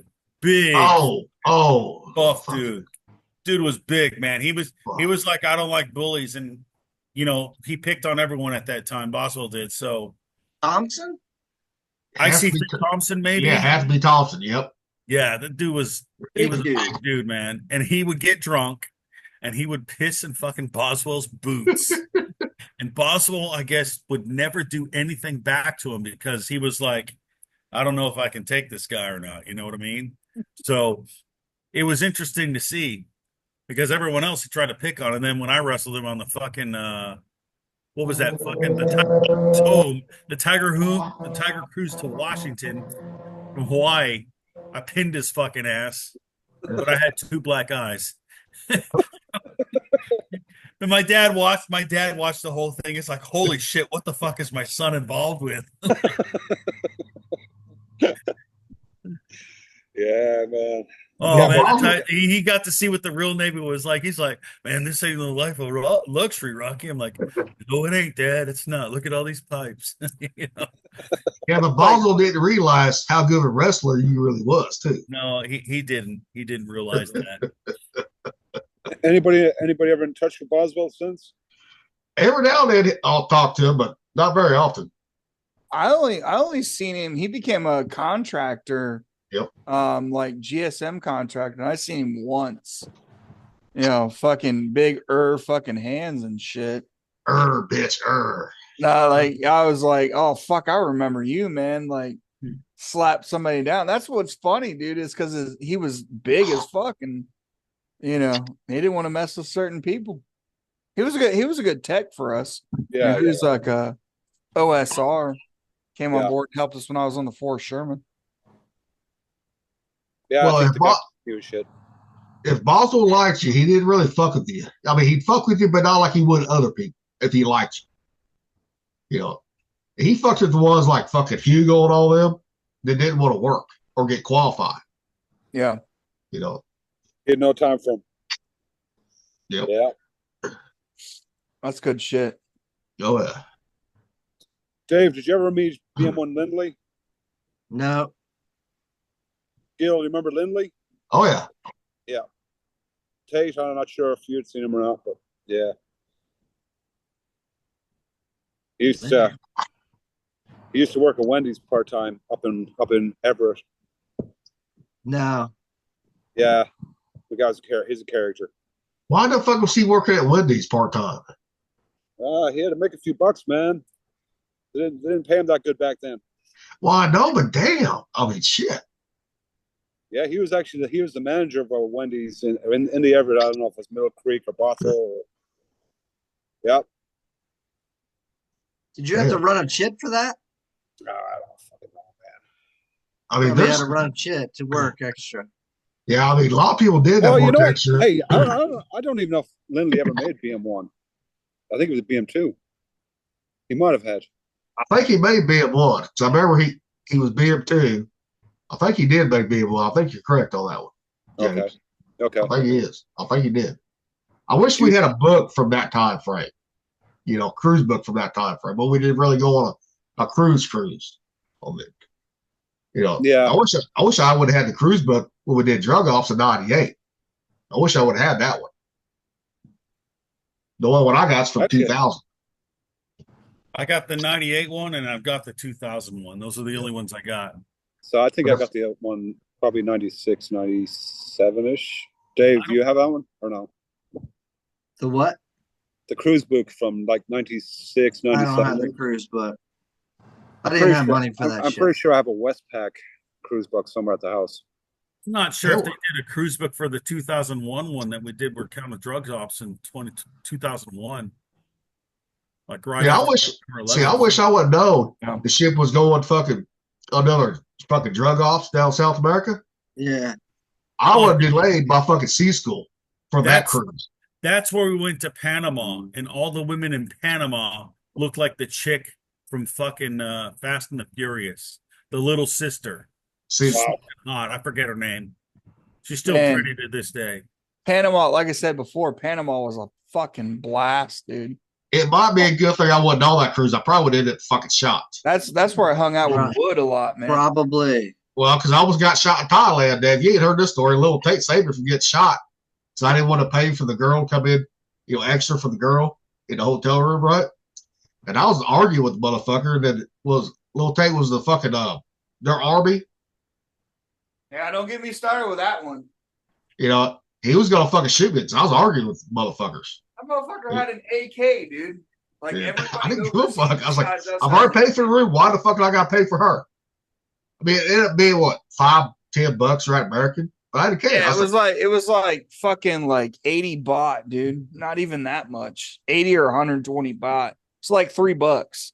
This motherfucker standing arguing with the front desk, like about paying for an extra person in the room, even though we were together. They knew we were together, which was crazy. But there was the extra, you know, people on top of it.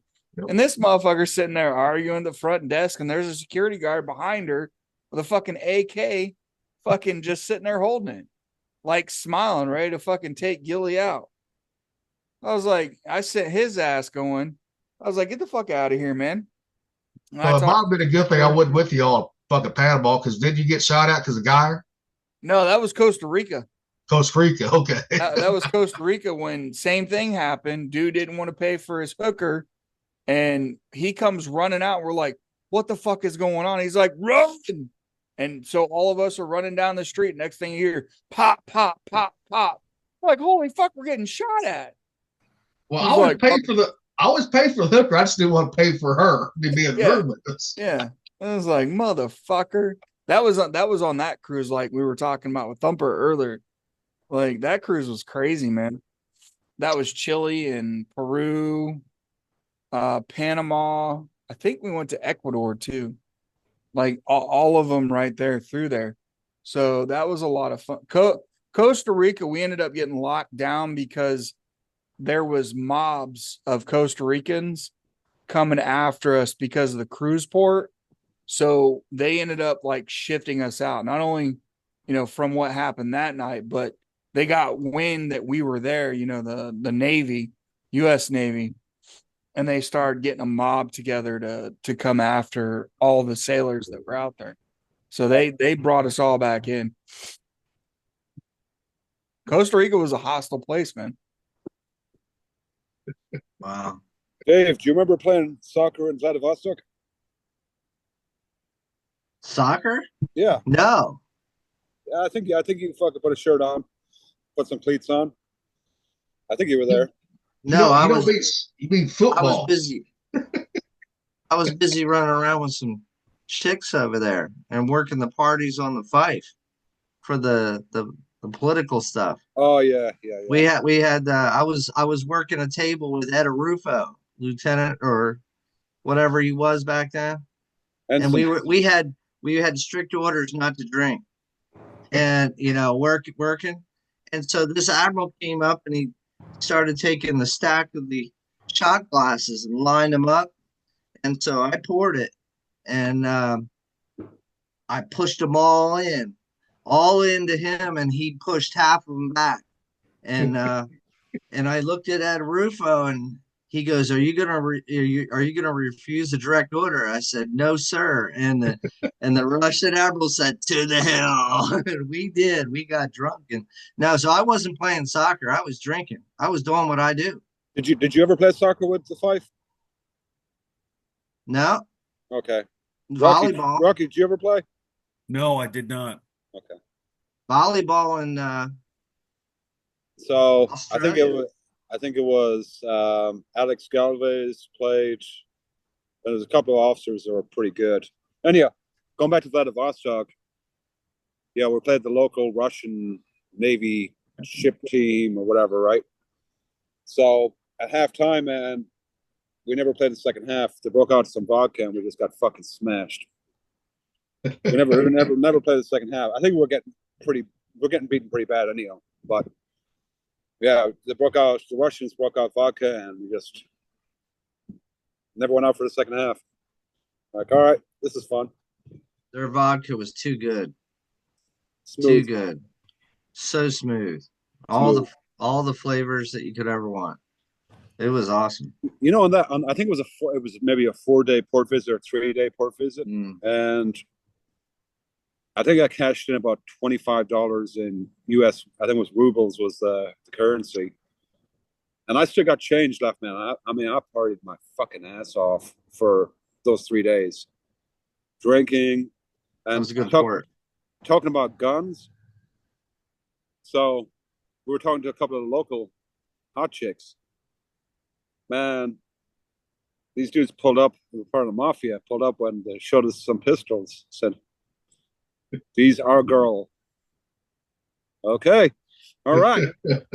Good deal. Yes, they are. Oh shit, man. That poor visit was awesome. It wasn't an awesome place, but it was cool to go there. And we must have signed 100 autographs or more. Oh yeah. Because the Russians never could get out, through the Cold War, it was communist, so they never traveled. So they came in, if they, scraped up all the money in the couch cushions to come in and see Americans and stuff, and they were feeding us, and I must have signed 100 autographs just so they could show their family I met an American. That was pretty cool. John Slobby showed up at one of the houses of some girl, and I guess a couple of the mafia dudes were in the house, and they said to John, "Take off your clothes." They were trying to say, "Take off your coat." He got fucking freaked out. He's like, "What? Take off your clothes." Crazy. Yeah, the Russian mafia is something you don't want to fuck with. Yeah, I mean, they're on another level. Because they was in Bahrain too. There was one little table. What was that bar in Bahrain? Oh fuck, I don't remember. The Russian mafia ain't that tough. I got thrown out of a fucking strip bar in France that was owned by them. I might say that now. They might come back after me. Yeah, they're tapping into the fifers. Well, like when I was on Laboon, we pulled her to Toulon, France, right? I had this other second class. He was GSM, and he was naive like a motherfucker, right? Well, we went to this one bar. It was a Bobby Drake bar. He'd never been Westpac or anything. I was like, let me show you boys how to get this shit done, how to get a blowjob or hand job right here at the table. I showed him. I said, this is how you do it, boys. And then we ended up going to a fucking strip club later on. I said, do not buy the fucking champagne. What that dumb motherfucker do? Buy it, and he didn't have enough money to cover it. Luckily, I just got my reenlistment bonus, and I was fucking pissed. I had to pay that shit. And it was the Russians. I said, motherfucker, don't ever do that shit again. I don't think people realize how far the Russian mafia goes. Yeah. They were in Cyprus, the island of Cyprus. They owned a strip bar there. And we were told, we were briefed, to stay away from it. And of course, people still went there because sailors don't listen. And they ended up getting the same thing. They went in, they started the timer, and in order to get out, they had to pay $200 each. So they went full retard, eh? They went full retard. They went full retard. Never go full retard. Never go full retard. Are they retarded? Yeah. So, I think a lot of the East Coast sailors that never did a Westpac, a lot of them are fucking retarded when it comes to ways of the fucking world. I think they're different. They're different navies too. Yeah. Oh hell yeah. Yeah. See, on the East Coast, they didn't like us West Coast sailors, especially in Norfolk. They hated us, especially on fucking Med Cruise. They hated us. That's only because we knew how to take care of each other. Yeah. We looked out for each other. But I think there's something to the West Coast, East Coast mentality is from a Navy perspective. So I remember when we were in Japan, when we were on the West Coast, I guess, or in Pac Fleet, and we were E1s or E2s or E3s, whatever. And usually the first classes were pretty cool for the most part on the West Coast. But you go back to East, or you hear from the sailors, junior sailors in the East Coast, be like, these guys are fucking assholes. I don't know. I don't know if there's some truth to that or not, but oh no, a lot of them are. There is. Yeah, they're The just best first classes. The best first classes I ever saw on the East Coast, they came from the West Coast like I did. Yeah. But all the ones that was on the East Coast the whole time, dude, they were fucking pricks. Yeah. Yeah. And maybe they're miserable because they're in Norfolk and it's just such a big Navy town or whatever the case may be. No, we went to all the third world countries, so we had to stick together and watch each other's back. That's what it was. That's what made us who we were. So it made everybody, I think, good leaders. And it didn't matter back then, especially in Japan. If you was dead, fucking engineering did not fucking matter. If you fuck with one of us, you're gonna fuck with all of us. Except when Dave was a good boat. Except when Dave was waving me in the police car while my hands were handcuffed. I couldn't do anything about it. I just had to give you sign of encouragement. It's gonna be all right. That's what the funniest part of the whole story is. He's just waving hey. Hi. I'll see you later. I wanted to wave back, Dave, but I couldn't. You gave me a wink. Like this. He gave me a wink. Yeah. I mean, just think about it now. All the beer, all the liquor we drank back then, our bodies, oh my God, that would be a hell of a fucking recovery time now. All right, I couldn't do it now. I mean, we would drink until fucking 4 or 5 in the morning, then go to quarters. Yep. You know, and then work all fucking day and do it all over again. You know? Every day. I mean, I'm still recovering from fucking Friday. I am. I'm still fucking recovering. Yeah. Yeah. Hey, the older we get, man, it catches up. No shit. It gets worse when you're fucking when you are retired. You ain't got nothing else to do. You're left to your own devices. That's when it gets bad, right there. You know, I didn't leave the fucking house at all, but I fell down and fucking scraped my fucking leg outside, right? And Rocky, what's that fucking for Men of Honor, right? When Master Chief Sunday was in the fucking rehab. My wife was that bought saying? me the coin. She bought me the coin, right? Because I had to watch Men of Honor a lot in the induction. Here's the coin. Oh man, can't see it. No. It's a chief shall never drink, but if he does drink, he never gets drunk. But if he does happen to get drunk, he never falls. But if he does fall, he falls on the side where the ranks is so that everyone will think he is a junior officer. I love Beautiful. that. I love that. It's so true, dude, because, you know, they got the little, I forgot, those stripes. Yep. But the way that Robert De Niro did it in that movie, because he was great in that movie, even though he's a fucking moron in real life. Liberal fuck. Yeah, stupid fucking idiot. I liked Robert De Niro as an actor, but don't like him political wise. And like, this guy's a hater. Yeah, His movies. I can't watch his new movies though. Last movie I saw him was Irishman on Netflix, and that was a great fucking movie right there. Yeah, yeah. But ever since he came out, you know, the way his liberal shit is, I have a hard time watching him now. I really do. Me too. I always loved him as an actor growing up. Fuck. I mean, I know y'all remember what, Raging Bull? You know, Yeah, how about The Heat? Yeah, The Heat with Val Kilmer. Yes. One of the best shootouts of all time. Yeah. Yeah. That was actually a true story. That was LA, I believe. LA. Yeah, they reenacted that. So that was, yeah, he was good back then. Raging Bull too. Yeah. I mean, he was getting all those movies that he did back then. I mean, the guy was a great actor. And I'm not going to take that away from him, but yeah, I just don't like his thoughts, his views, and well, it's just like I don't care if you're an actor or sports, pro player, right? We don't watch, sports or movies for political shit. We watch as a fucking escape. So they just shut your fucking mouths and just do your fucking job. You know, you can have those point of views, but we don't want to hear those point of views like most people don't want to hear ours sometimes. You know, everybody has a right to think how they want to think. They really do. But if you're doing a job and your job is acting or playing sports, keep that to your fucking self. You know, not when you're on the fucking job or something like that. You know? Yeah. Well, I think sometimes they think they have that ego that they can fucking. They're high and mighty. I agree with you, Gilly. I have a tough time watching the NFL nowadays because it's become so fucking commercialized and their opinions. Yeah. And hey, this and that. And 5 years ago, 6 years ago, yeah, they still had some opinions, but it seems like it's got more glorified. And it's like, hey, I don't care what you think about fucking Trump or Harris or whatever the case may be.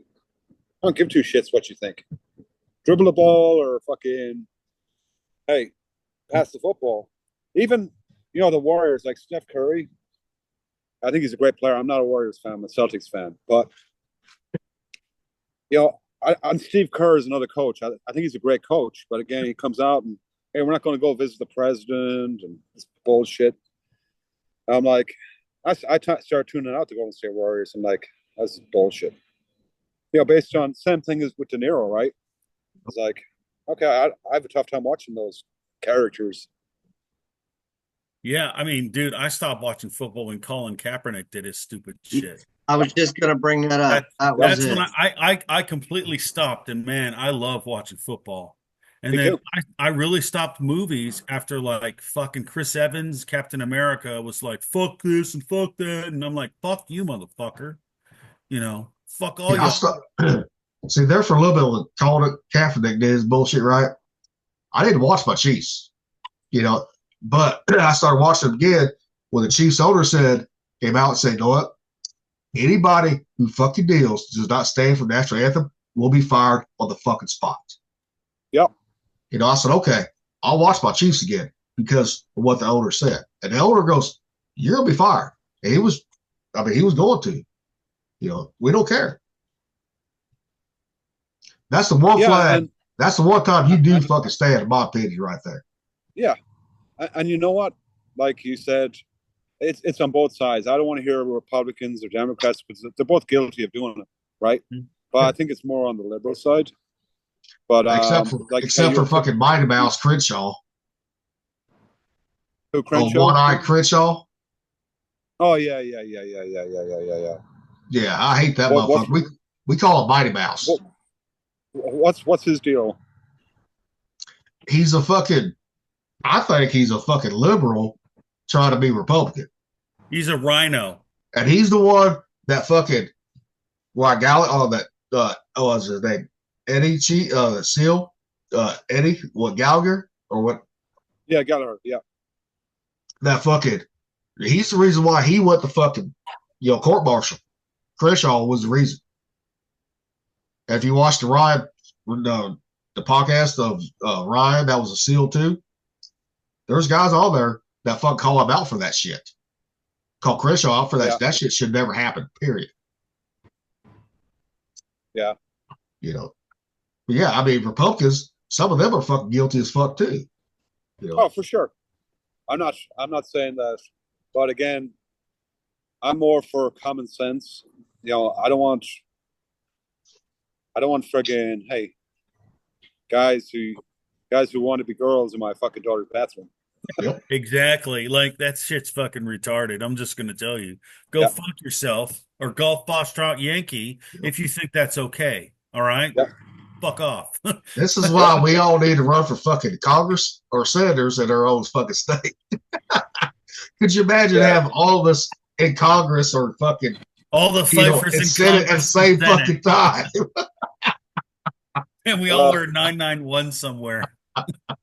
Well, that's the problem. Is I think public service is supposed to be for helping the people, right? Yes, it and is. Most of these people are just they're getting kickbacks and they make a nice salary and they get all the perks and all that good stuff. I'm sure there's still some good ones. I'm not saying that they're all bad, but a lot of them is just even. I don't know if you guys seen the interview with Gavin Newsom and Charlie Kirk. If any of you guys watched that, but no, I haven't seen that one. I haven't seen that one. Yeah, it's last week it was reported, but I guess Newsom wants to figure out what's the Democrats doing wrong from Charlie Kirk's perspective, and it's actually a pretty good. But Newsom is like, hey man, he's making decisions based on his political audience. I think. He doesn't believe half the stuff that he votes for or puts on the ballot or whatever the case may be. Well, then he's a fucking coward. Yeah. He should have a fucking backbone and say, look, Democrat Party or whatever party it is, this is fucking stupid. Why are we doing this? This is alienating more than half the nation. Why are you trying to do that? How are you going to win them to your side that way? How are they going to be convinced that your way is the better way? I don't think they think that far. So, that's why there's this constant tug of war, because neither one of them are like, hey, try to understand each other's side and come to a middle ground where it's right and it works for everybody else. And if it's completely stupid, throw it to the side. I mean, if it's not reality, and we all know some people don't live in fucking reality, that's why, We just need to walk up in there with a bunch of ball bats, start bashing fucking heads. Well, Say, you work for the American people, not your fucking donors, motherfucker. yeah, You know? that's why I want them to all get audited. I want to see who's paying them off. And you know what? It's fair for them to get paid. I mean, it's fair for them to get audited because if they're stealing money from everyone else here, that's wrong. They Well, should not if- be in charge. Well, They if should they not can do have it to to Trump, be- right? Then Trump can do it to them. That's fair game right there in my book, right Well, there. yeah, what you're seeing right now is complete lawfare. he had fucking 8 years to learn. So they're still trying to pull shit. And now he's like, okay, well, I'm going to do this and you're going to do that, but I'm going to do this and make you look even more stupid. And it's playing out like that. And if you notice one thing, he's not been impeached yet, or things been brought for impeachment yet. They're pushing for it, but they're Because like, he learned from his first fucking term yeah. on it. But we also have the House and the Senate, where the last time we did. Yeah. He's got nothing to lose now. Yeah. He can't get reelected again. Yeah. He knows how the game's played now, and he's surrounding himself with some strong leadership there. Yeah. Now, I want to see what Kash Patel's going to do. Oh, I do too, though. I heard he arrested 3 people for treason. Is that true? It was Army guy or 3 Army officers or 3 military guys. Yeah. Military. I don't remember what branch. I want to say Army, but I could be wrong. Said Army, but that's really bad if that happened. But if they're going to do that, see, here's my thing, okay? If you're going to do that to the Army guys, right, or military guys, they need to do it to all those fucking congressmen and senators that have classified shit too, just like Biden did. Mm-hmm. That's not supposed to happen. Take it out of the skiff. Mm-hmm. If you're going to do it to them, do it to everybody. Yeah, I'm sure Kash Patel is still he's only been on the job about 2 weeks at this point, so I think he's going to do good. I mean, I like him as that pick, really do, because fuck, he was the FBI, all that bullshit, and not one thing from the left. You know how they always say the first person, color, right, is in this position. He's the first one in that position like that. Yeah. But you don't hear the left talking about that. Well, he was in the Obama administration. Yeah. So, yeah. And now you got fucking Dan Borjani for deputy director too. That Mangino? was a secret. Yeah, Mangino. Yes. Yeah. But I think they should have had him as head of Secret Service, really. Yeah. Instead of deputy director of FBI. Yeah. Homeland Security, actually, because Secret Service is a Homeland Security. True. So, true. I think Homeland Security was Tom Holland and yeah, they got Holland. Yeah. Yeah, that guy's a dog. I like him. He's like Thanos with normal skin color. I never thought about that. That's a good one. That's a good one. Yeah. It's like Thanos, dude. It's like Thanos. I'm inevitable. He just needs to wear the fucking Infinity rings. Get that fucking. He needs to do that. Yeah. Yeah. Hey, I want to talk about pardons real quick. Get your guys' opinion on pardons. Isn't pardons? I'm all for it. Don't you got to have charges on you first? Don't you got to be either incarcerated or you at least got to have charges on you? You can do precondition. I guess. How about at the end? He was pardoning everybody, and while Trump was getting inaugurated. I don't care if it was Trump or whoever. I'm just talking about the subject matter of pardoning. Yeah. Who was that general that got pardoned? Milley? Yep. How? How did that get? What did he do? I want to pull the thread on that. Wow, that's what did he do? He betrayed the country, most likely, is my thing. He committed treason against the American people. With China. With China. I want the transparency on that juice. Yeah. Yeah. Technically, Trump can do it because those pardons, some courts have already said those pardons should never happen because they were not charged or with anything. Yes. It's crazy. Now we're abusing power. His whole family was pardoned. Yeah. And also Fauci, fucking Pelosi. Oh. All those like Pelosi and all those congressmen, It's some of those senators too that deal with stocks. That's insider trading. If we did that bullshit, we're going to jail for a long fucking time. I agree with you on the parts. If you're not charging anything, then you should not be fucking, or in prison, you should not be pardoned. Because if you're going to get a pardon without having charges or being in jail, that means you're fucking guilty of something. Yeah, that automatically means you did something so heinous and so bad against the American people that even though it was televised and no one said anything, everyone knows you did it. And he even pardoned fucking Hillary Clinton too. That fucking bitch need to be fucking strung up for fucking that shit from Benghazi bullshit. Benghazi? Yeah. Look, that's just one piece.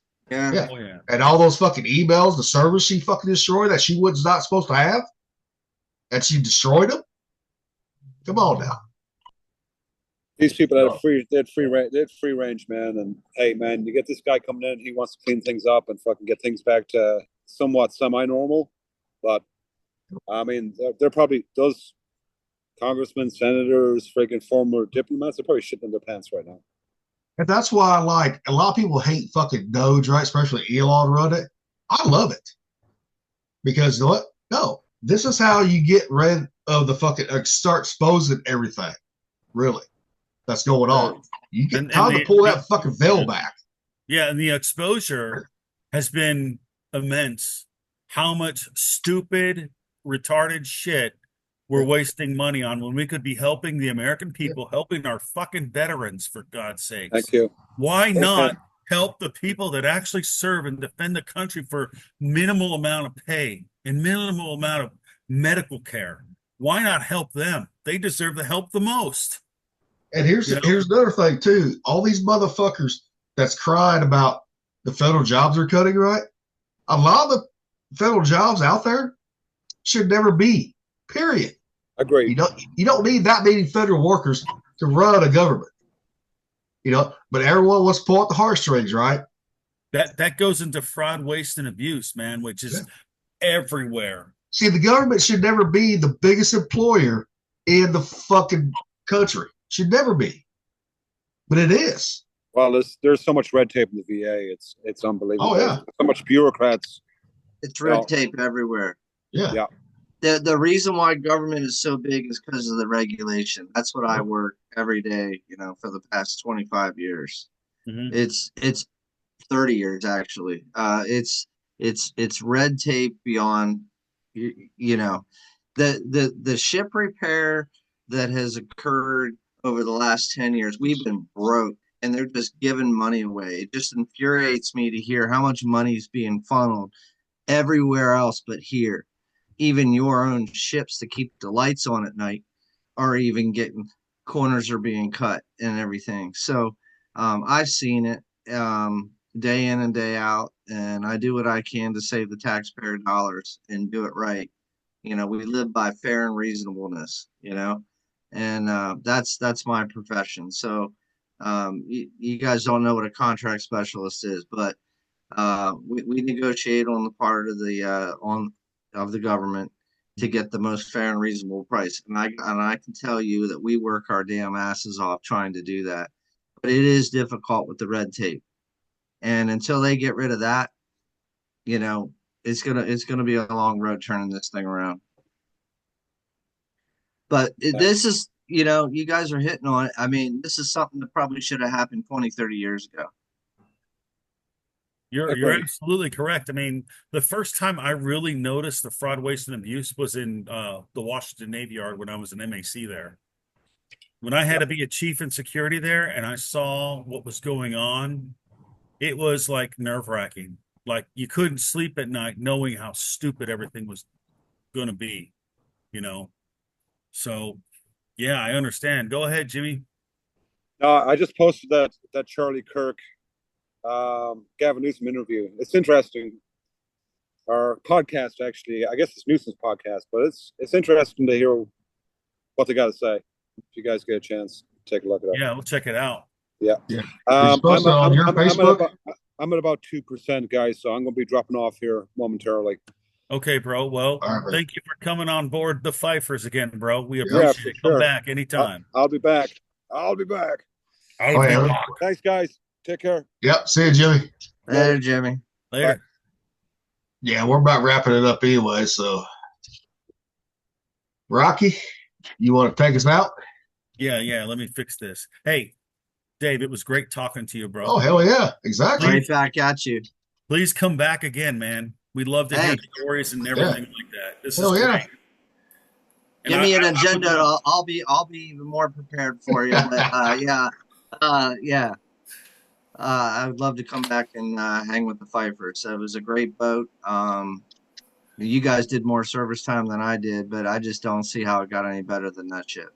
Oh, dude, that ship had the camaraderie that I've never saw anywhere else, bro. Bar none. Yep. And Exactly. and as a plug to everyone else, hey, if you guys are from the Fife and you want to come on board, please contact me or Gilly. We would love to talk to you, hear sea stories, hear about the plank owners, hear about everything. Because what we're trying to do is get everyone together to talk and have a good time. And maybe if someone's going through a problem, we can help each other out. Or get a hold, right? Or get a hold of Jimmy or Dave because they got my email address too. You know, so yeah. You know, Got it. good stuff. Yeah. All right, But Rocky. anyways, like Take and us home. subscribe on Facebook, YouTube, Rumble, and X, formerly known as Twitter.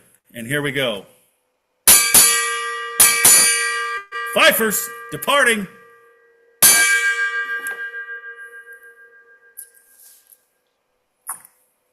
We stop this.